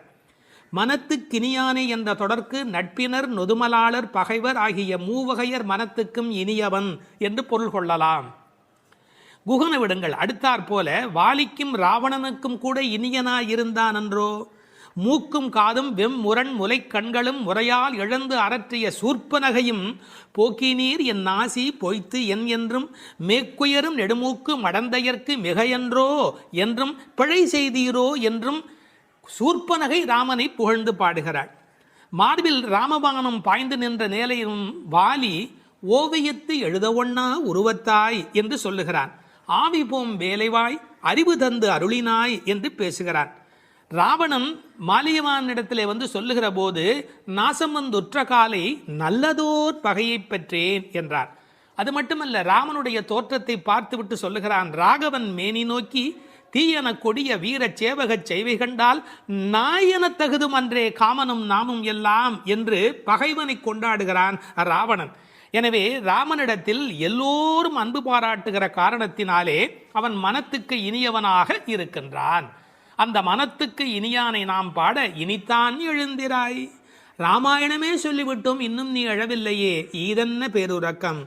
இந்த உறக்கம் நியாயமா? இப்படி தூங்கி தொலைக்கிறாயே. அனைத்தில்லத்தாரும் அறிந்தார். உனக்கு வெக்கமா இல்லை? பக்கம் வீடு எதிர் வீடு எல்லாருமே நீ எழவில்லை என்பதை தெரிந்து வைத்திருக்கிறார். மனிதர்களுடைய இயல்பு தன்னை பற்றி அக்கம் பக்கம் என்ன நினைக்கும் என்கிற ஒரு கூச்ச சுபாவம் உண்டு. அதை இந்த இடத்துல எடுத்து சொல்லி அனைத்தில்லத்தாரும் அறிந்து என்று உரை எழுதினார்கள். ராமானுஜரை நினைவூட்டி உரையிலே இன்னொரு குறிப்பு சொன்னார்கள். திருக்கோஷ்டியூர் கோபுரத்தின் மேல் ஏறி திருவெட்டெழுத்தினுடைய பொருளை ஓரான் வழி உபதேசமாக வருகின்ற ஒன்றை கூட எல்லாரும் அனைத்தில்லத்தாரும் அறியும்படியாக சொன்னவர் ஸ்ரீ ராமானுஜர் அல்லவா? அவரை இந்த இடத்தில் நினைவு கூர்ந்து இந்த பாடல் நிறைவு பெறுகிறது.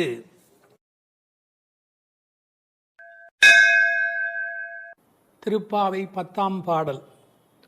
நோற்றுச் சுவர்க்கம் புகுகின்ற அம்மனாய் மாற்றமும் தாராரோ வாசல் திறவாதார் நாற்றத்துழாய் முடி நாராயணன் நம்மால் போற்றப் பறைதரும் புண்ணியனால் பண்டொரு நாள் கூற்றத்தின் வாய் வீழ்ந்த கும்பகர்ணனும் தோற்றும் உனக்கே பெரும் துயில்தான் தந்தானோ ஆற்ற அனந்தல் உடையாய் அருங்கலமே தேற்றமாய் வந்து திறவேலோர் எம்பாவாய். இந்த பாடலை நோன்பின் பெருமையால் கண்ணனை கையில் கனிபோல் அடைந்த ஒரு பக்திமிக்க பாவை எழுப்பப்படுகிறாள் என்றும் பார்க்கலாம். அல்லது தூக்கத்தையே நோன்பாக கருதி சோம்பிக் கிடக்கிற ஒருவளை கேலி பேசுவதாகவும் பொருள் கொள்ளலாம். இப்போது பாடலின் பொருளை முதலில் பார்ப்போம். நோன்பின் பலன் கைவரப் பெற்று அதன் விளைவாக சொர்க்கத்தையே அடைகின்ற பெண்ணே, அந்த சொர்க்கத்தினுள்ளே புகும் பெண் என்றாலும் உறக்கத்தை நோன்பாக கொண்டவளே என்று இன்னொரு பொருள். நீ வாயில் கதவைத்தான் திறக்கவில்லை, வாயை திறந்து பதில் கூடவா சொல்லக்கூடாது? மனம் நிறைந்த திருத்துழாய் துளசி மாலையை திருமுடியில் அணிந்திருக்கிற நாராயணன், நமது போற்றுதலை ஏற்று பலனை வழங்குகின்ற புண்ணியன், முன்னொரு காலத்தில் எவனுக்கு இரையாகி போன கும்பகர்ணன் உன்னுடன் தூக்கப் போட்டிக்கு வந்து தோற்று பெரிய தூக்கத்தை தன் தோல்வியின் அடையாளமாக உனக்கு வழங்கிவிட்டானா என்ன? மிகுந்த சோர்வும் சோம்பலும் ஏன் உனக்கு? இந்த குழுவுக்கே ஒப்பற்ற அணிகலன் போல விளங்குகிறளா அல்லவா நீ? படுக்கையை விட்டு தெளிவுடன் எழுந்து வந்து கதவை திற என்று வெளியில் நின்ற தோழியர் உள்ளே படுத்திருப்பவளை அழைக்கிறார்கள். இதுவே பாடலின் திரண்ட பொருள். இங்கே கேலியும் கிண்டலும் கூட ஒரு வகையான விளையாட்டாக எடுத்துக்கொள்ள ஒரு பகுதி இடம் கொடுக்கிறது. ஒரு பெண் சொல்லி இருக்கிறாள், நான் கடுமையான தவம் பண்ணி சொர்க்கம் போகப் போகிறேன் என்று இவர்கள் பேசிக்கொண்டிருக்கிற போது தோழிகளுக்கு மத்தியில் சொல்லி இருக்கிறாள். அவளை இப்போது எழுப்ப வந்திருக்கிறார்கள். ஆஹா அடியம்மா, நீ சொர்க்கம் போகிற லட்சணம் என்ன என்று எங்களுக்கு தெரியாதா? நோற்று சொர்க்கம் போகுகின்ற அம்மனாய், நீ தவம் பண்ணி சொர்க்கம் போவேன் என்று சொன்னாயே, இப்போது படுத்து கிடக்கிறாயே. இப்படி எடுத்துக்கொண்டால் அது ஒரு கேலியான கிண்டலான அவளை பற்றி பேசுகிற ஒரு விளையாட்டு பேச்சாக பொருளாகிறது. உண்மையிலேயே எடுத்துக்கொண்டால் அவள் உண்மையான கடினமான முயற்சி உடையவள், எல்லா நோன்புகளையும் சரியாக மேற்கொள்ளுகிறவள், நாளை வைகுந்தம் சேர வேண்டும் என்ற எண்ணத்தில் தன் வாழ்நெறியை அமைத்து கொண்டவள். எனவே நோற்று சொர்க்கம் புகுகின்ற அம்மனாய் பெருமைக்கு உரியவளே, நீ தவம் பண்ணி மேலே போவேன் என்று சொன்னாயே, இப்போது தூங்கிக் கொண்டிருக்கிறாயே என்று ரெண்டு வகையிலேயும் பாவத்தை மாற்றி பொருள் சொல்லக்கூடிய பாடல் வரி இது. சொர்க்கம் எது, நரகம் எது? ராமாயணத்திலே சீதா பிராட்டியார் சொல்கிறார், உன்னோடு இருப்பதுதான் எனக்கு சொர்க்கம். ராமனிடத்திலே சொல்கிறார், உன்னை பிரிந்தால் அது நரகமாக ஆகிவிடுகிறது. ஆகவே பெருமானோடு இருக்கிற நேரம்தான் சொர்க்கம். இவள் ஒருவேளை தன் தவத்தின் பலனால் பெருமாளோடு இருக்கிறவளோ? இறைவனுடைய நினைப்பே சொர்க்கமாகிறது, மறப்பே நரகமாகிறது. இது இன்னொரு சிந்தனை. இவளுடைய இயல்பு பக்குவம் காரணமாக உயர்ந்து போய் சாது கோஷ்டியில் சேர்ந்து விட்ட காரணத்தால் சாமானியரோடு நமக்கென்ன பேச்சு என்ற எண்ணத்தில் வாயாடாமல் இருக்கிறாளோ என்பதை அடுத்த வரி நமக்கு புலப்படுத்தும். தனக்கு உரிய நல்ல கோஷ்டியிலே இருப்பது, சிறந்தவர்களோடு அந்த வர்க்கத்தில் இருப்பதுதான் சொர்க்கமாக மாறுகிறது. நீ அப்படி தகுந்த சாது கோஷ்டியிலே போய் சேர்ந்து விட்டதால் எங்களோடெல்லாம் பேசக்கூடாது என்பதற்காக மாற்றமும் தாராரோ, நீ பதில் தராமல் இருக்கிறாயா என்று ஒரு கேள்வி எழுகிறது. அம்மாடி, உன்னால் வீட்டு வாசல் திறக்க முடியவில்லை, வீட்டு வாசலே திறக்க முடியவில்லையே, உனக்காக வைகுந்த வாசல் திறக்கப் போகிறதா என்று இன்னொரு கிண்டல் பொருளும் அதற்குள்ளே இருக்கிறது. மாற்றம் தாராரோ வாசல் திறவாதார். ஒருவேளை உண்ணாவிரதம் மாதிரி மௌன விரதம் இருக்கிறாயா? அட, வாயில் திறப்பது கடினம், வாயை திறப்பது கூடவா கடினம்? வாசல் செம்மினால் வாயும் செம்ம வேண்டுமோ என்று வியாக்கியானத்திலே இந்த இடத்தை குறிப்பிடுவார்கள். நீ எழுந்து பேச வேண்டாம், கதவை திறக்கக்கூடாதா? கதவை திறக்க வேண்டாம், வாயாலாவது பதில் சொல்லக்கூடாதா? ஏன் இப்படி நீ இருக்கிறாய் என்று அந்த பெண்ணை கேட்பது போல் அந்த பாடல் அமைந்திருக்கிறது. அடுத்து நாராயணனை சொல்லுகிறார்கள். நாற்றத் துழாய்முடி நாராயணன். உலகத்திலேயே மிகப்பெரிய சிறப்பு துளசிக்கு உண்டு. பிறக்கும் போதே அது நறுமணத்தோடு பிறப்பது. அதனால்தான் பின்னாலே பாடுகிறார்கள், இருந்தவண்ணாகிலும் கொண்டு வீசுமினி. துளசி கிடைக்கவில்லை என்றாலும் பரவாயில்லை, துளசி இருந்த மண்ணை எடுத்தாவது எங்கள் மீது வீசுங்கள் என்பார்கள்.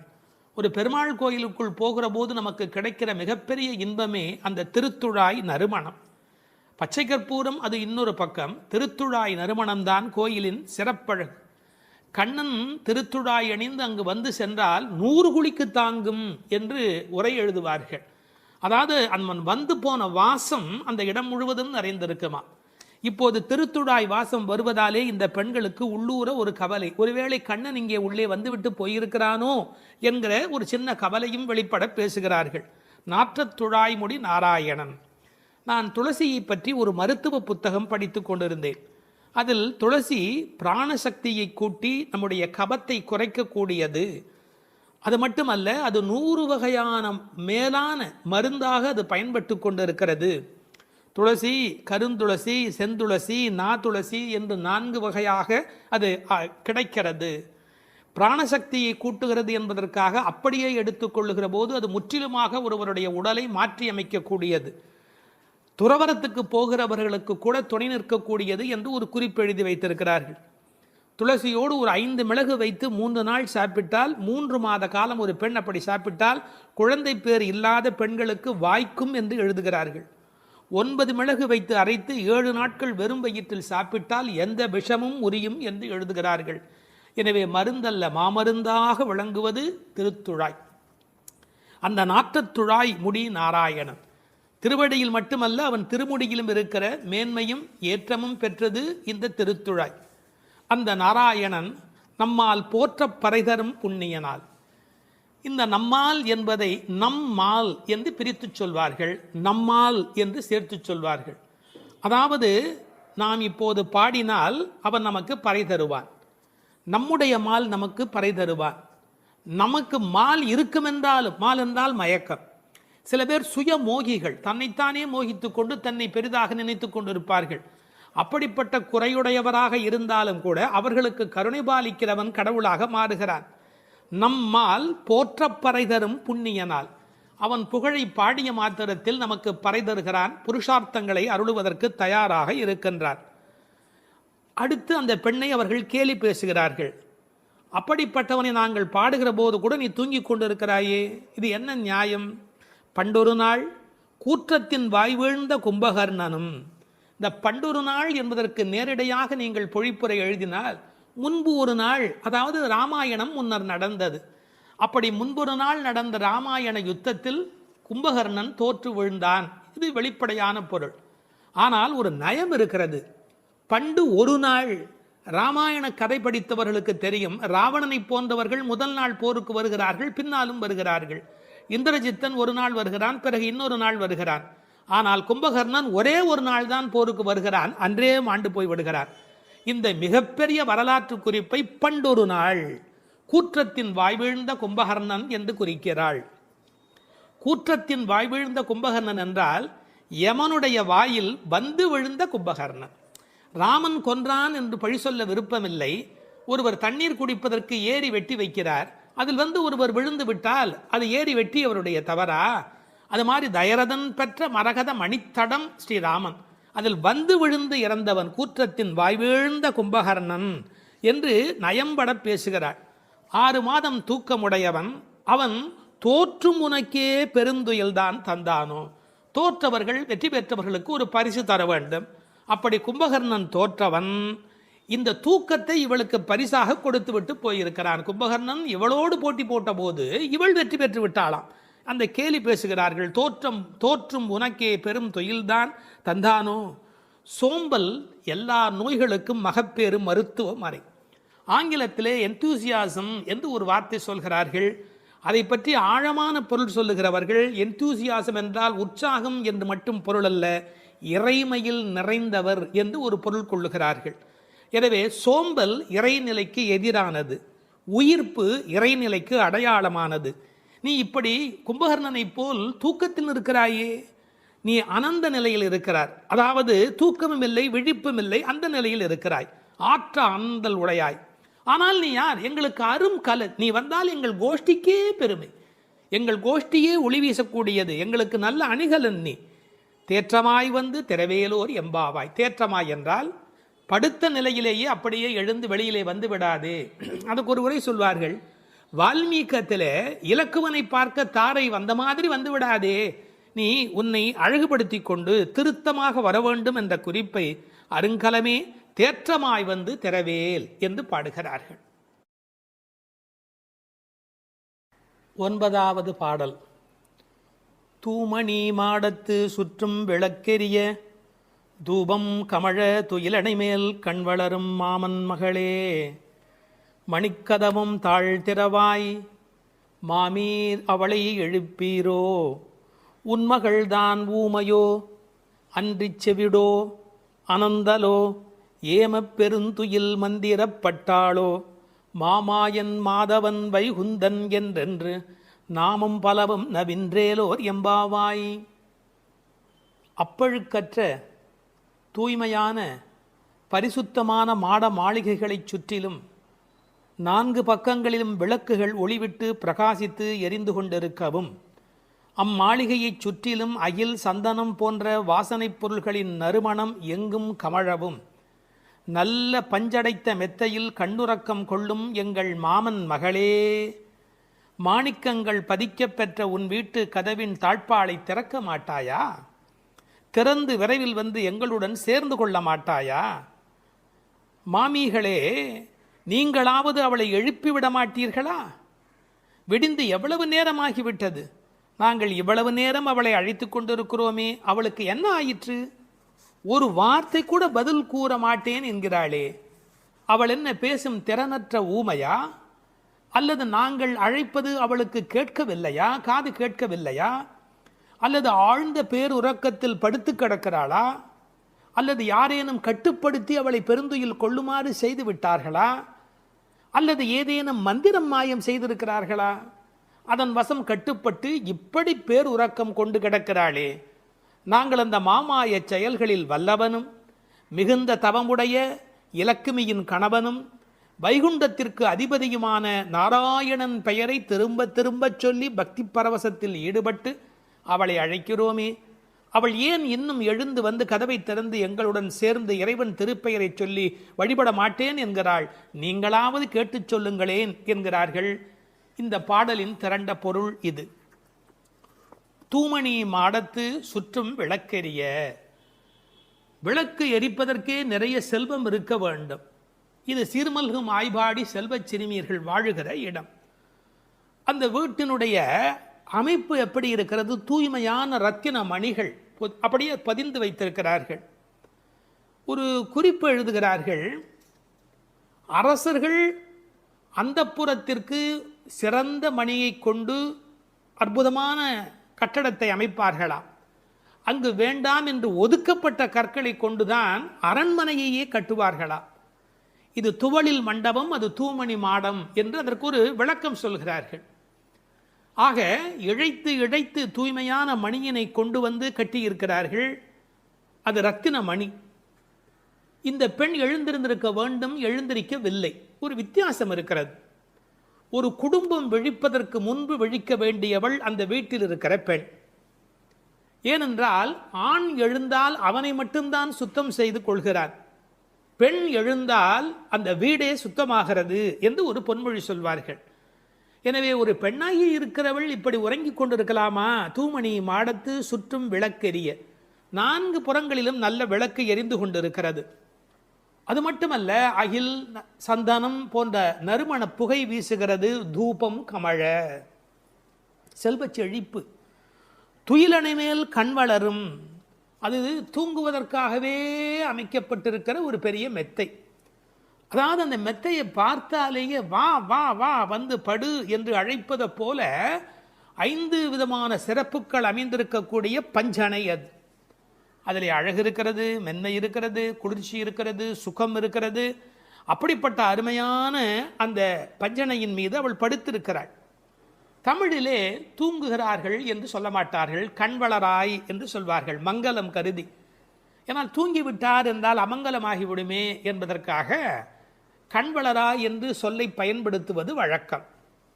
சின்ன வயதிலிருந்து குழந்தை கண் வளருது என்று ஒரு வார்த்தை சொல்வார்கள். அதில் ஒரு விஞ்ஞான குறிப்பே இருக்கிறது. உண்மையிலேயே கர்ப்பத்தில் குழந்தை தூங்குவதால் தான் வளருகிறது. அது ஒரு 10 மாத காலம் தாயின் கர்ப்பத்தில் கண் திறக்காது. கண் திறந்து விட்டால் ஊமை, அது விதவிதமான குறைபாடு உடைய ஊனமான குழந்தையா வந்து பிறக்கும் என்று விஞ்ஞான குறிப்பு இருக்கிறது. அந்த குழந்தை கண்களை மூடிக்கொண்டு தூங்கிக் கொண்டே இருக்கும். அதில் என்ன ஆச்சரியம் என்று கேட்டால், அப்போதான் அது வளருகிறது. ஒரு புள்ளியிலிருந்து ஒரு குழந்தையாக முழுமையாக வளருகிறது. அந்த கண் வளருதல் என்பதிலே தூங்கும் போது வளர்ச்சி நிகழ்கிறது என்கின்ற ஒரு குறிப்பு இருக்கிறது. மனிதனுக்கு கூட தூக்கம் அவசியம். ஏன்னா உடம்பில் இருக்கிற செல்கள் தங்களை புதுப்பித்துக் கொள்வதற்கு மனிதன் தூங்க வேண்டி இருக்கிறது.